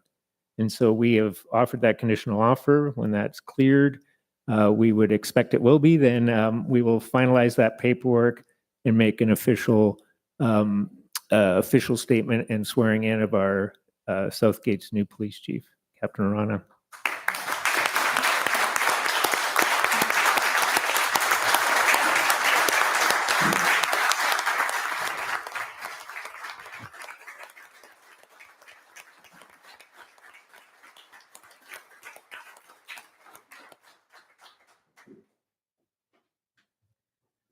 Would it be appropriate if you say something, but Chief, I know you want to say something on this. I do, to Mayor and City Council in our community. So tomorrow there's what's called a final roll call for me, and then it's typically a final roll call, and then the transition of the office of the Chief of Police. And I'm going to be very, very happy and proud to actually put this badge on Manny Arana, who has been under my wing in my administration for some time now. And I've always said that succession planning is very important in an organization because culture is really important. Every organization has a culture. Climate's different, right? And can this organization operate efficiently, effectively in this climate? And we've gone through a lot in the last decade. One thing about Manny Arana is I don't know where he gets his energy from. I don't know what he's on, but geez, this guy is here all the time. He's very connected to this community. He loves the people that he works with throughout. He's well known. He connects with them. He's at every event that you'll ever see in the community. Police Navidad, he was one of the ones that said, let's do a Police Navidad, and we started that. And that's a staple program in this organization. The best part of Manny taking over is he's got a number of people in this organization that's going to rise to the occasion and be his support to carry the work on that we started many years ago. And it wasn't with me, it's with prior chiefs and prior administrations. But I did tell Manny that it's important that he look at things through a different lens because it is different in that office. I was always critical of the prior chiefs sitting on decisions too long, making decisions too quick. But it's a lot different from a captain's position while you're sitting in the chief's office, right, in the chief's chair. But I think they know well enough in the administration how I feel about our own people. He's done a wonderful job. He's going to lead this organization. You're not going to see any drastic changes, and I think there'll be some great work coming from him. So I'm not going to be sad to hand over this badge to him. I'm actually very proud because that's what you're supposed to do as a leader in an organization, is make sure your people have the tools and they're equipped to take over the position. So Manny, congratulations. You've earned this, and I think you're going to do a great job. And the people that are behind you and next to you, they're going to expect some good things from you. So continue the good work, and looking forward to seeing you succeed from afar. Congratulations.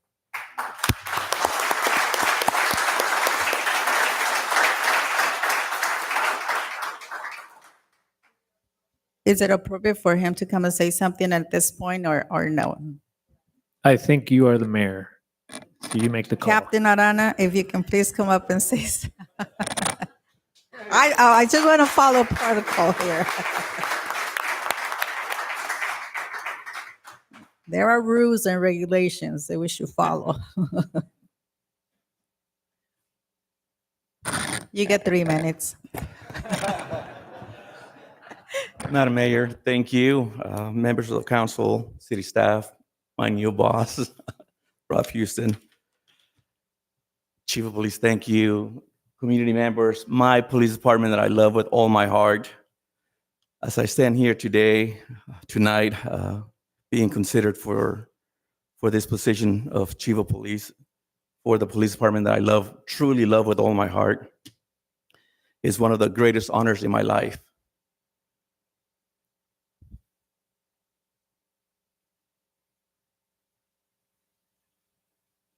I am deeply humbled by the trust and confidence that has been placed in me by you, City Manager Rob Houston, and by you, members of council. I really do appreciate it.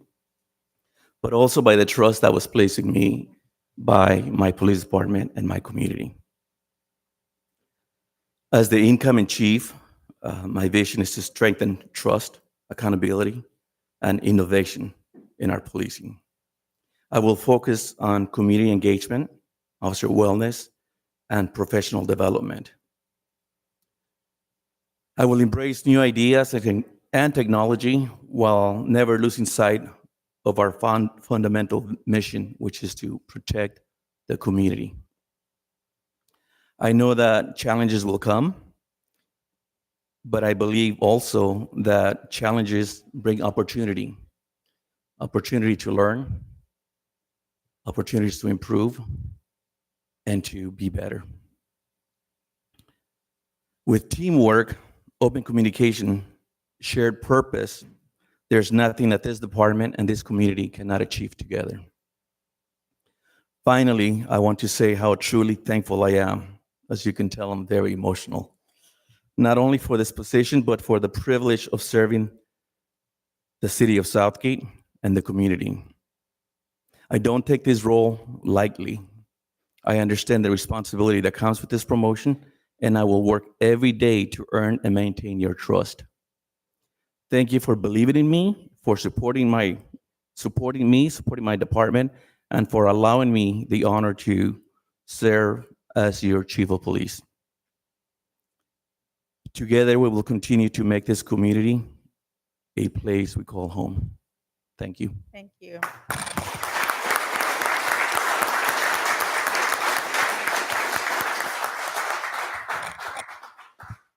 Any questions from me? We'll hold those for later. Yes, thank you. No, thank you. Congratulations. Okay, Raul? Just want to congratulate our new chief and nothing further at this time. Thank you. City attorney, city treasurer. No new items to report. Congratulations, Chief. Thank you. City clerk. Thank you, Madam Mayor. Congratulations to our new chief. I just wanted tonight to recognize the young lady sitting next to me. Her name is Lindsay Sanabria. She is from you can stand up. She is from Southeast High School. She's a 10th grader there, and she reached out to me at last night's Rotary Interact meeting, and she was interested in coming in and shadowing me. Thank you, Lindsay, for the opportunity. I would like to put it out there and let any student know that they have the ability to come in and shadow me anytime they'd like. Please reach out, let me know. She stuck it out all this time. I'm proud of her. Thank you for being here tonight. Thank you. Lindsay, would you like to say something? It's your turn. That's how it goes. You go around. If you like. Thank you for giving me this opportunity. Thank you for giving me this opportunity, and I like to see how everything works in here. Thank you. Okay. Councilwoman Avalos? Thank you, Madam Mayor. Appreciate it. Welcome to our new chief of police, and farewell to the one who's leaving us. So last week, I attended the League of Cities. They held their yearly expo in Long Beach, and I attended several workshops that focused on good governance, fiscal responsibility, and strategies for addressing municipal deficits. These sessions offered valuable insight into how cities across California are managing their financial challenges through transparency, accountability, and collaboration.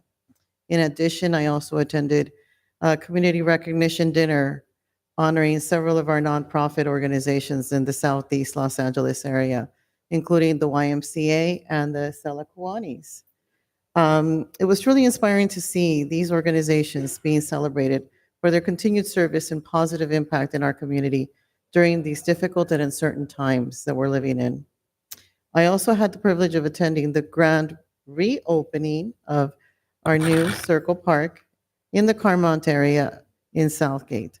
The park features wonderful amenities such as pickleball courts, basketball courts, soccer areas, and outdoor exercise equipment, and a really nice walking path with a beautiful playground. So I highly encourage our residents to visit with their families and enjoy this revitalized community space. It was great to see so many local families come out and celebrate together. I think somebody very wise said, our kids are now bringing their kids. So it's nice to see that the generations of kids that I saw were really little now have their kids and are bringing them into Circle Park.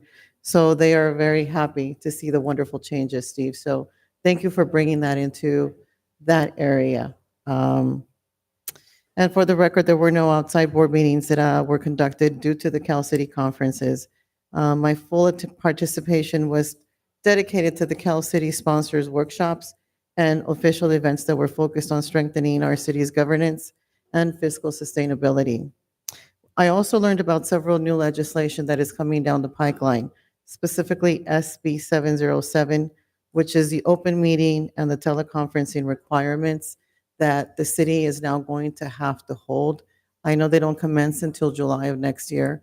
So hopefully I can get support so that we can initiate that sooner, because I know that there are a lot of families that wish to participate from home through Zoom or a phone call. The other SB is SB 79, which is a transit-oriented development upzoning, which will make it faster and easier to build multifamily units,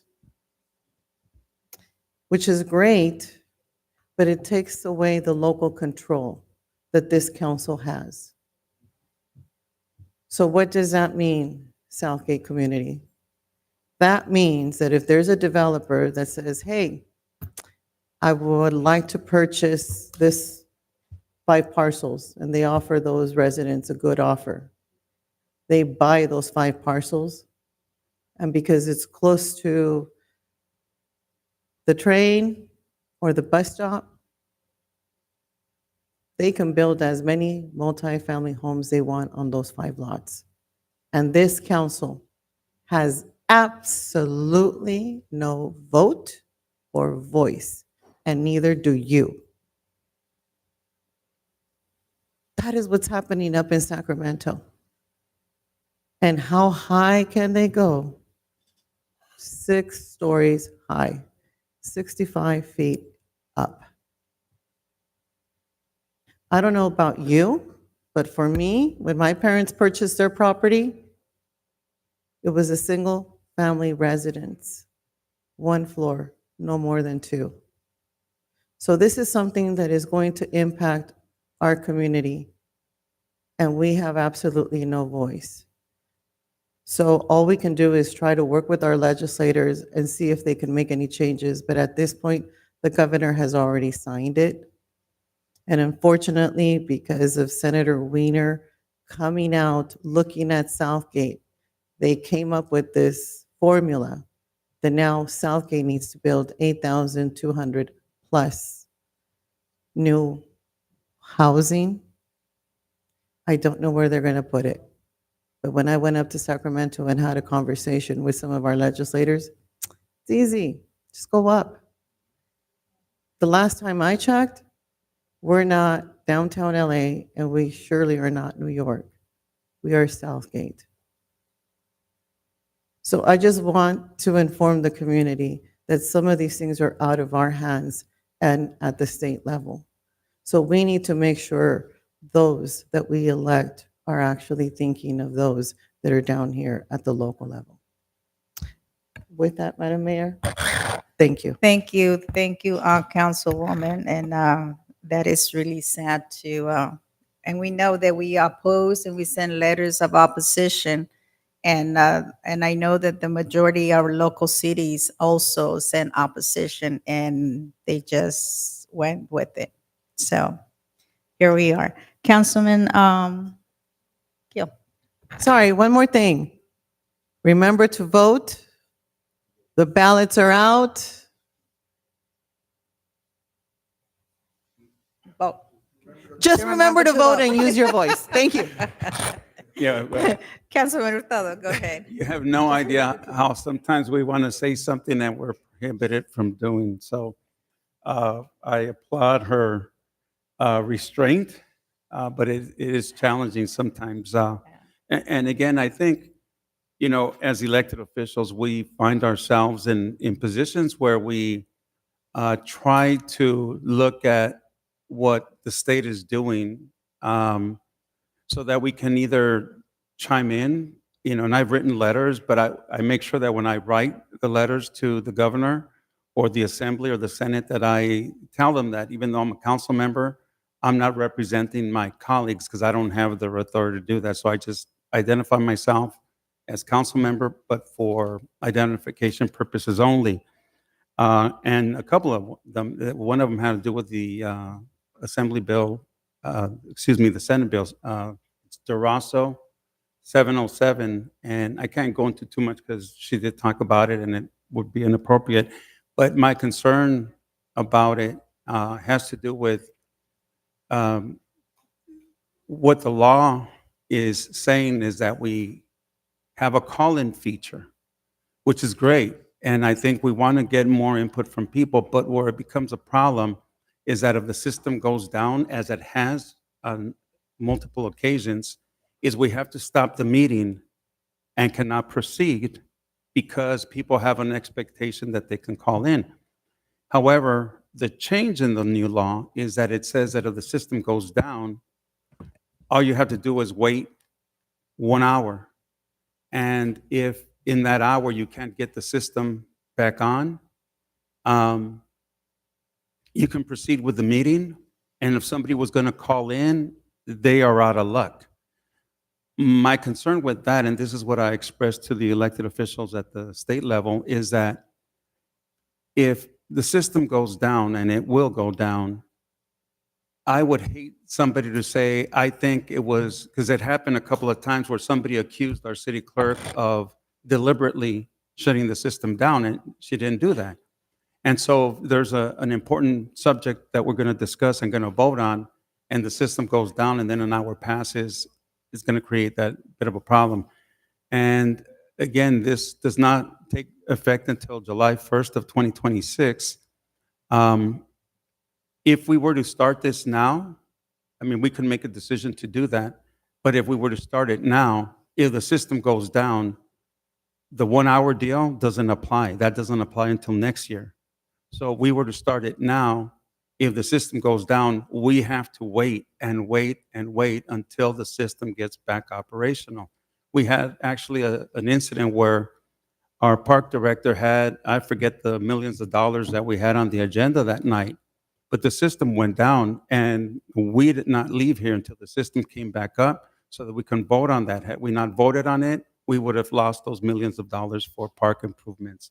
And those are the fears. And again, I'm disappointed that the state didn't take that into consideration.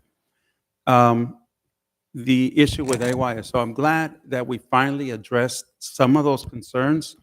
Again, when the issue comes before us, we are not allowed to take action because it's not on the agenda. And sometimes people get, like, we asked the question, they didn't answer the question, and it's because we're not allowed to do that.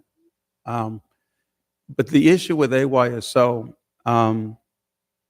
let me kind of sort of put a pause on that. A gentleman that spoke, I think he said his name was Emmanuel.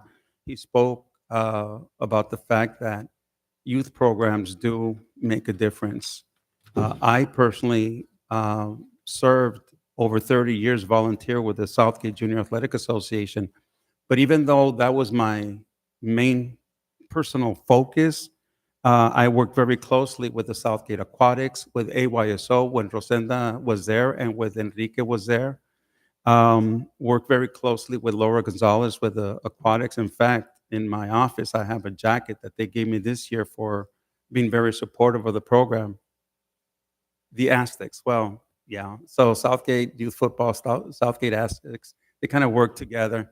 And so they gave me a jacket in recognition. And just this week, I got also something from the Southgate Aquatics because they too were having issues, and I did everything I could to help them. But I'm not alone. I can assure you that all my council colleagues care about these programs, and they work really diligently on trying to solve them. If you notice that when the park director was talking about the funding for Hollandale Park, I got up and I spoke to the city manager. I said, we got to address the issue about the fact that Hollandale Park, it's under the power lines. And even if we had the money, if we were to reach out to the people who own the power lines, they've rejected it in the past. They don't want us to build those lights out there. They say they interfere with that. And so again, when people are angry at us for not putting lights out there, understand it's their property. And so I asked the city manager, just mention that at least, so that people understand that we just cannot arbitrarily go out and put lights because the people are asking for it. As much as we want to do it, it's something that it's not our property. But again, we're going to reach out, and we've done it in the past. If you go to Circle Park, there are power lines out there too. That's not our property either. So if they tell us we cannot put lights out there, we're out of luck. And as much as the people want it, it's something we can't do. But again, we're looking at every option to try to solve that problem, and we're not stopping. We're going to continue to do that. Yeah, and I went to the grand opening of Circle Park this year alone. I don't know, we have a dollar amount. I know the Urban Orchard was over $30 million. But maybe, Steve, we've had 3 We have parks. spent about $47 million. And how this much year. of that was Southgate taxpayer money? All of it was grant funded. All of it was, it's great when you can do something with other people's money, and our staff works really hard in doing that. And it's not just the parks. All our department heads look for resources out there so we can provide these services for you and my family, all of us. We live here. And so we try really hard. Art Cervantes, I don't know if he has a dollar amount as to how much was spent. I know we've done a lot of projects this year alone, Long Beach Boulevard, Garfield Avenue. We did some work on Imperial Highway, a boatload of residential streets. Yes, some time ago, I shared that number, council member, and we were over $50 million in major improvements, including Firestone Boulevard, the intersection, Long Beach Imperial, Garfield. I can go on and on. There was a $10 million residential resurfacing project. It was a big investment. Yeah, and again, it starts with people asking us to do something. We ask staff to look for the funding for it. And some of these projects just take forever. How Tweety took, everybody was complaining about the streets on Tweety. That took over 10 years. The Urban Orchard took over 10 years. And again, it's not a, hey, look, people wanted this, let's vote on it and let's get it done tomorrow. It doesn't work that way. Things are a little bit more complicated than that. And again, we try to explain these things. We have, again, some of the policies that the state are putting on. Man, they don't even consider the impact that these high-rise buildings are going to create. If you think you have parking problems now, what do you think these are going to do? Because the new plans for these high-rise apartment buildings take those powers away from us of how we can control it. And some of them don't even have a requirement for sufficient parking for their tenants. Where do you think they're going to park? On the streets, where we're already congested. So again, I fear for how things are going to be impacted. And again, the mention of 8,282 more units being required of the city of Southgate, that's going to be a challenge. And if some developer comes in and says, I want to build this building here, and if they meet the state's requirements, not the city's requirements. And by the way, we have to change our municipal code to coincide with the state. Once those high rises go up, we can't even control how many parking spaces they can do and all that. So again, we're facing some very challenging times. And again, as the gentleman mentioned earlier, that happens in communities like ours. Do you think somebody in West LA or Beverly Hills or Brentwood is going to build a high-rise building next to those multi-million-dollar homes? They ain't going to do it. You know, they're going to focus on communities like us, Linwood, Huntington Park.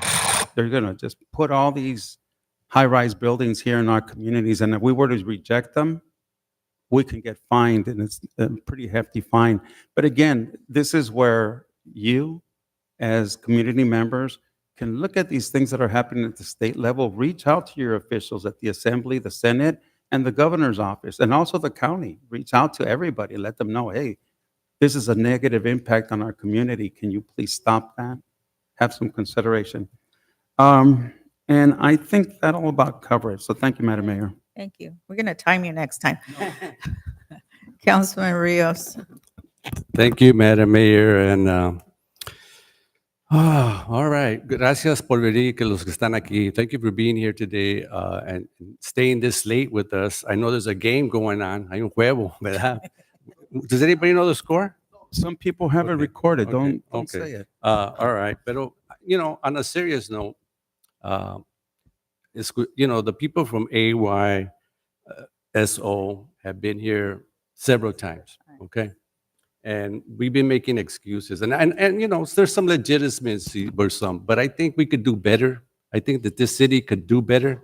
These kids that are born and their parents, they're volunteering, they're helping their kids. They're you know, we can't provide all the recreational programs. And these folks are out there doing it. And that means a lot. We should find a resolution. We shouldn't have this, that. I know that you can't put lights up there. I know that there's liability if we let them play. I've heard that, but I think that we could train some of the parents, the coaches, so that we have insurance. The grants are public dollars. Those are taxpayer dollars. They deserve better. So we're gonna work our butts out. We're gonna try to make. There's solar panels. Somebody brought up the idea of solar panels. I mean that. I have a backyard. It's lighted up with little lights. Imagine if we got some big solar power so we could light it up. I mean, we could be innovative. We could be creative. We have to help these folks. I mean, this is our community. So hearing the excuses that. We don't need. We represent them. We got a job to do. Let's make it happen. That's where I'm coming. I think my colleagues could relate to that. The other thing is the call-in feature. Yes, Councilman Hurtado. The legislator passed the laws. Finally, it's time because we're not doing it. Linwood has a call-in feature. Cudahy has a call-in feature.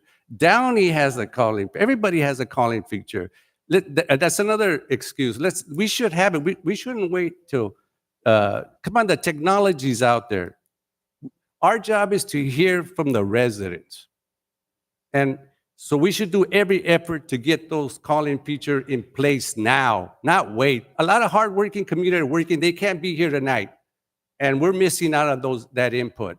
So let's get with it. I respect everything we do here, but we got to do better. Period. And I think we can, working together. I want to thank the vice mayor. We attended an event with, as the charter president of the Kiwanis Club, Sela Kiwanis Club. I want to congratulate you for. That takes a lot of effort to pull an organization together of people to work towards projects and conserving the community. You've done a great job. I admired that accomplishment. Bravo to you and to everybody from the Sela Kiwanis Club. I think we have members sitting around here. I think Manny's who are you a member? Yeah, okay. Aranda's a member. So thank you. And again, that's all I have to say. Thank you, Councilman Rios. Vice Mayor. Thank you, Madam Mayor. And I definitely would like to start off with the AYSO families that are here And believe me, when I start hearing issues of youth programs having lack of access, I get to work. So for the last 2 months, I've been working on how can we solve the problem. We know we can't put lights there. We know it's not going to be possible to put lights, big, tall, standing lights. I bought a temporary, pole light that goes up 12 feet that lights up a 40 by 40 space on Amazon. Went out to the park at 10 o'clock at night and saw what it lit up and said, maybe I can get every coach one of these, and every coach would have the ability to be able to put this up, and we can have that here. Of course, there's always conversations of liability. Is it going to be safe for the players? Can we make it safe as possible? Maybe not, but believe me, we're working on it. But the other thing that I want to make sure that we start touching in, and that's the conversations that I have been having in the last few weeks, is with LAUSD. We have open fields that are not in use all day long, all evening long. Every single middle school has an open field that is not in use. Our youth football program, our AYSO program, are currently on parks that are not suited, or areas that are not suited for what they're doing. The youth football program is on field 9 and 10 on 2 days out of the week. The JAA, I sit on the board in the JAA. We had to take 110 less kids to sign up to be able to allow those fields to be able to be used for those days. That's 11 teams that we did not take, that we could have taken to be able to operate more softball and baseball, just to give up those 2 days. And I was like, okay, I understand that. I understand that there's a need there, but we're going to do it this time with the idea that we can find a solution that's long-term. And I honestly feel that I'm going to ask AYSO the same way I'm going to ask the youth football, that we need to get together. We need to go to LAUSD, and we need to tell them that these are open spaces that the city and our residents and the kids that will end up going to those schools should be able to have access to. And we should be able to put fields there like every other school district allows their schools to do. When I go to Downey Unified School District, if you go take a look at their middle schools in the evenings, every single middle school has an AYSO program on their fields. Every single middle school. Why? Because they have over 400 teams combined with their club teams, their AYSO teams, their Downey United teams, their Downey AYSO team. I mean, they have almost 400 teams using all their fields. They have no space. They have no parks the way we do. So they have to provide them the access to the middle schools. And what do? Because it's wide open space, there's no power lines, they have temporary lights up, right? Those are solutions that we're seeing in every other city. Why is LAUSD not able to be a partner in this and provide us that conversation? And it's really going to take, they've been hearing my voice for the last 2 months, asking them why. I think it's going to take all of us to show up and to say, LAUSD, our families deserve it. We need to be able to do that. Okay.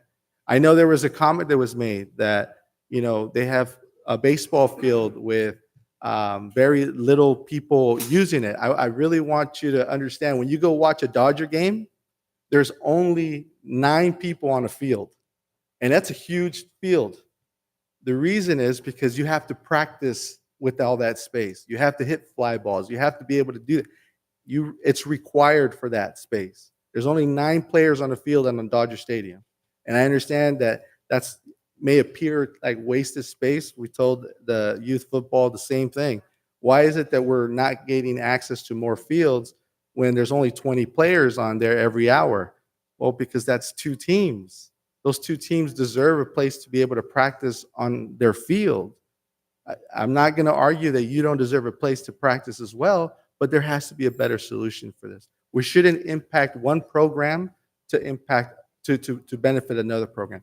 And I want to make sure that we do that collectively and across the board. So understand that I hope that we can partner with that, because Those fields, when you drive home tonight, you're going to probably drive by Southgate Middle School. You're going to drive by Southeast Middle School. They're dark and empty, and they're huge locations. And we should be able to have those spaces for our youth football and our youth soccer programs because they're very important. And then, when it comes to, certain things that irk me, I mean, is definitely, the idea that, the Councilwoman Pilar Avalos brings up about what the state is doing regarding mandating, this properties can go up to 6 feet. The state continues to mandate local municipalities on things that they have to do, but are not providing us solutions for the resources that it's going to take to maintain that. And that is the concern that I have.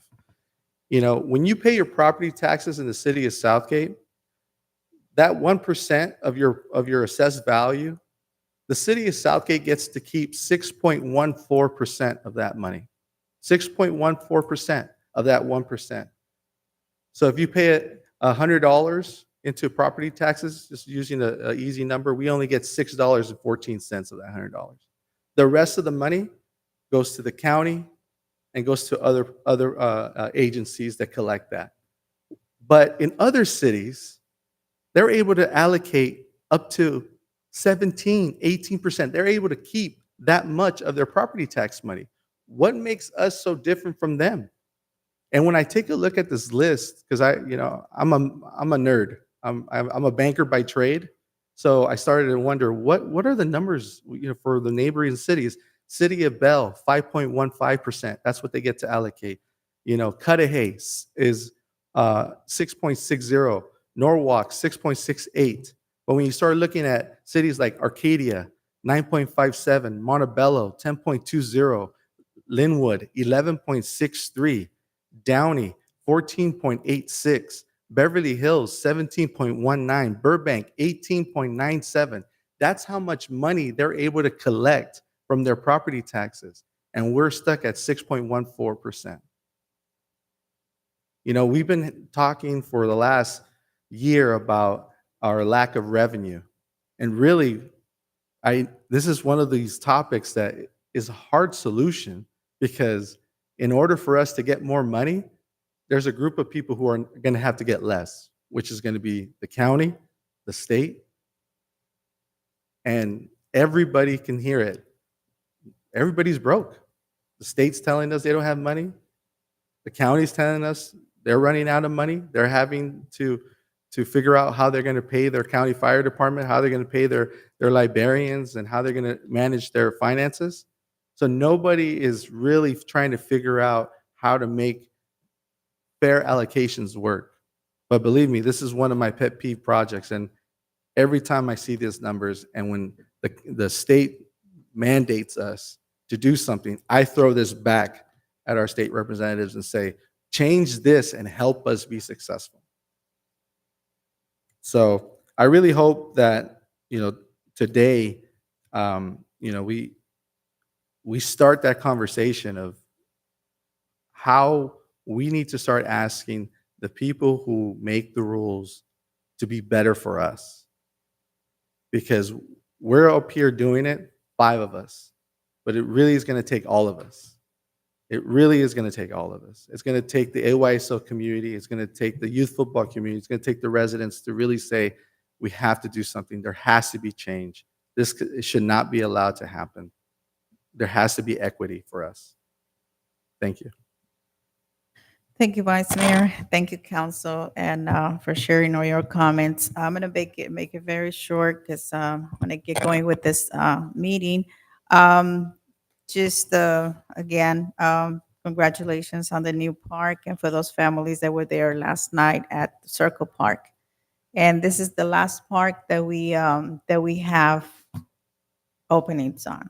So, but definitely we need to look into see what we could do at this point temporarily with the Hollandale Park. And we can look into see if there's anything that we can do temporarily. Maybe that's something that we can look into. With that, I'm going to, again, congratulations to our new chief. And at this time, council, I'm going to ask, do you need a 5-minute break? Okay, we're going to take a 5-minute break. Thank you.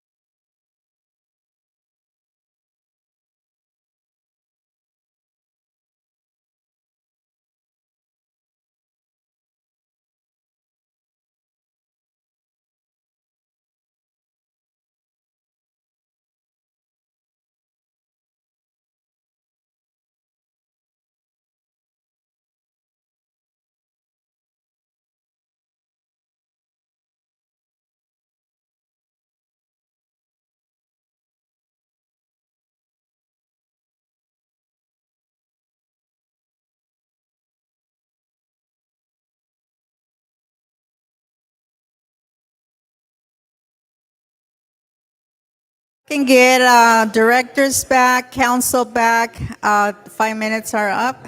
We're going to continue with the meeting. Thank you.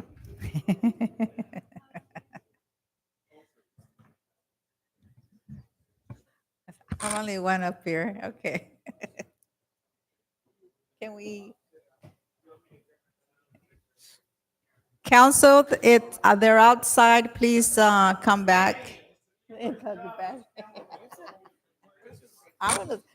you were right on time.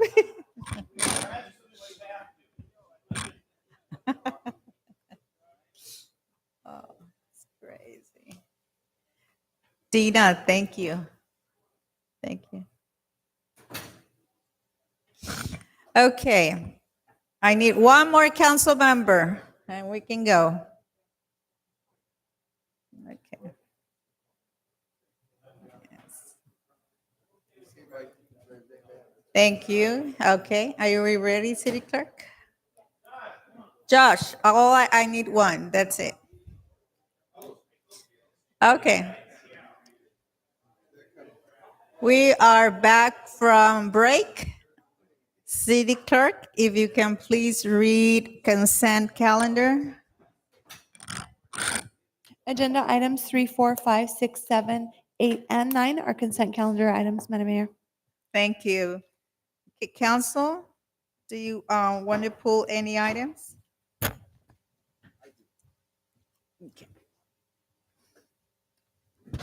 Yes, ma'am. I would like to pull the item with Siaka for discussion, please. Okay. What item is that? 5. 5. Okay. All right, let me go ahead and open it to the audience. Anyone in the audience that would like to speak on any of the items, 3, 4, 5, 6, 7, 8, and 9? We don't have anyone at the podium. Do we have any emails? No emails, Madam Mayor. No emails. Okay. Vice Mayor? Thank you, Madam Mayor. And Chief, I think I just want to make this really quick. I know we're extending it for a single year. It's not a longer extension of the contract on this. Was my understanding, it was an approved amendment for an additional year. Is there a reason why it's not for an extended period of time? Are they trying to renegotiate something or? No, we sign a 5-year contract. It goes in 5 years. Every year it's amended to adjust the rate. So it's, Okay. we're under contract and then every amendment thereafter will come with an adjustment of the rates. So is the new amount is just with the added adjustment? It's not an additional amount? No, just, so yeah, we lock into a 5-year, but every year it's amended based on whatever increase is proposed. Vice Okay. Mayor, I believe that this should not be amendment number 1. It should be a brand new contract. But I will, I know our city attorney was going to speak on this. 1 second. City Attorney, were you going to speak on item number 5?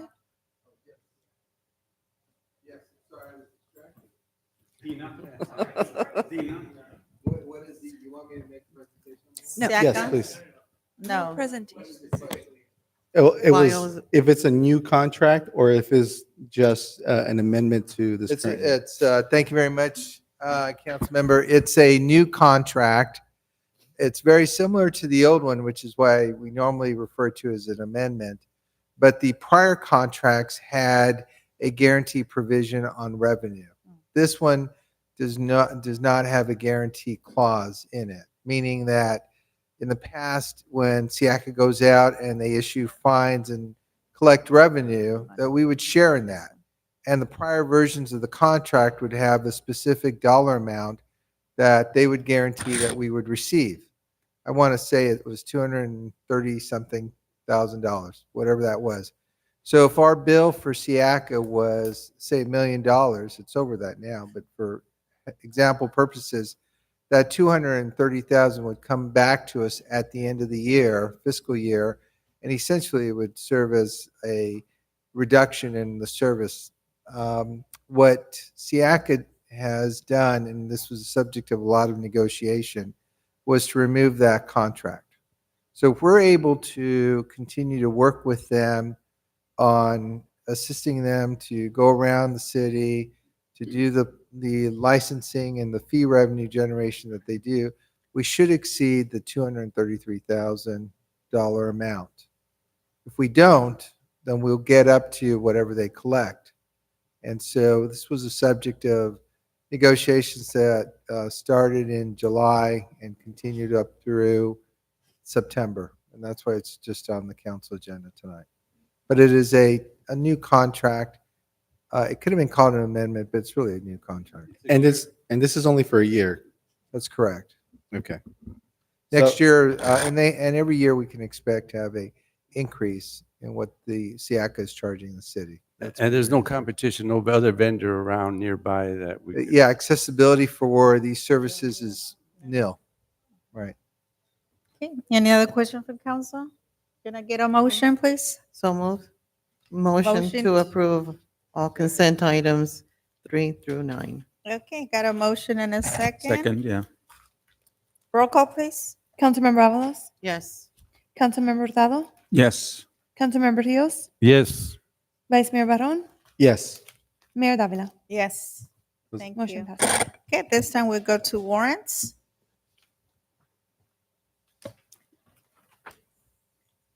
The City Council will consider approving the warrant register for October 14th, 2025. The grand total is $3,446,452.05.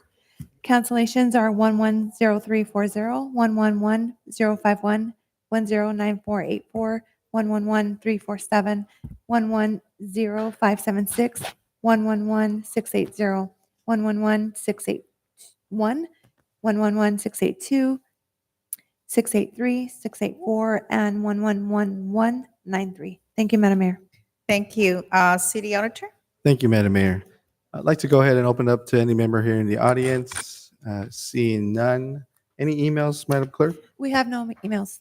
I'll bring it back to council. What are your wishes on the So warrant moved. register? Second. We have a first and second. Roll call, please. Councilmember Avalos, Yes. Councilmember Hurtado, Yes. Councilmember Rios, Yes. Vice Mayor Barron, Yes. Mayor Davila. Yes. Okay, Motion motion passes. passes. Motion to adjourn. Motion Second. to adjourn. Oh, before we adjourn, we are adjourning in memory of Jose Murillo. So now motion, and we are adjourned. Thank you, everyone. Thank you, Chief. Yeah.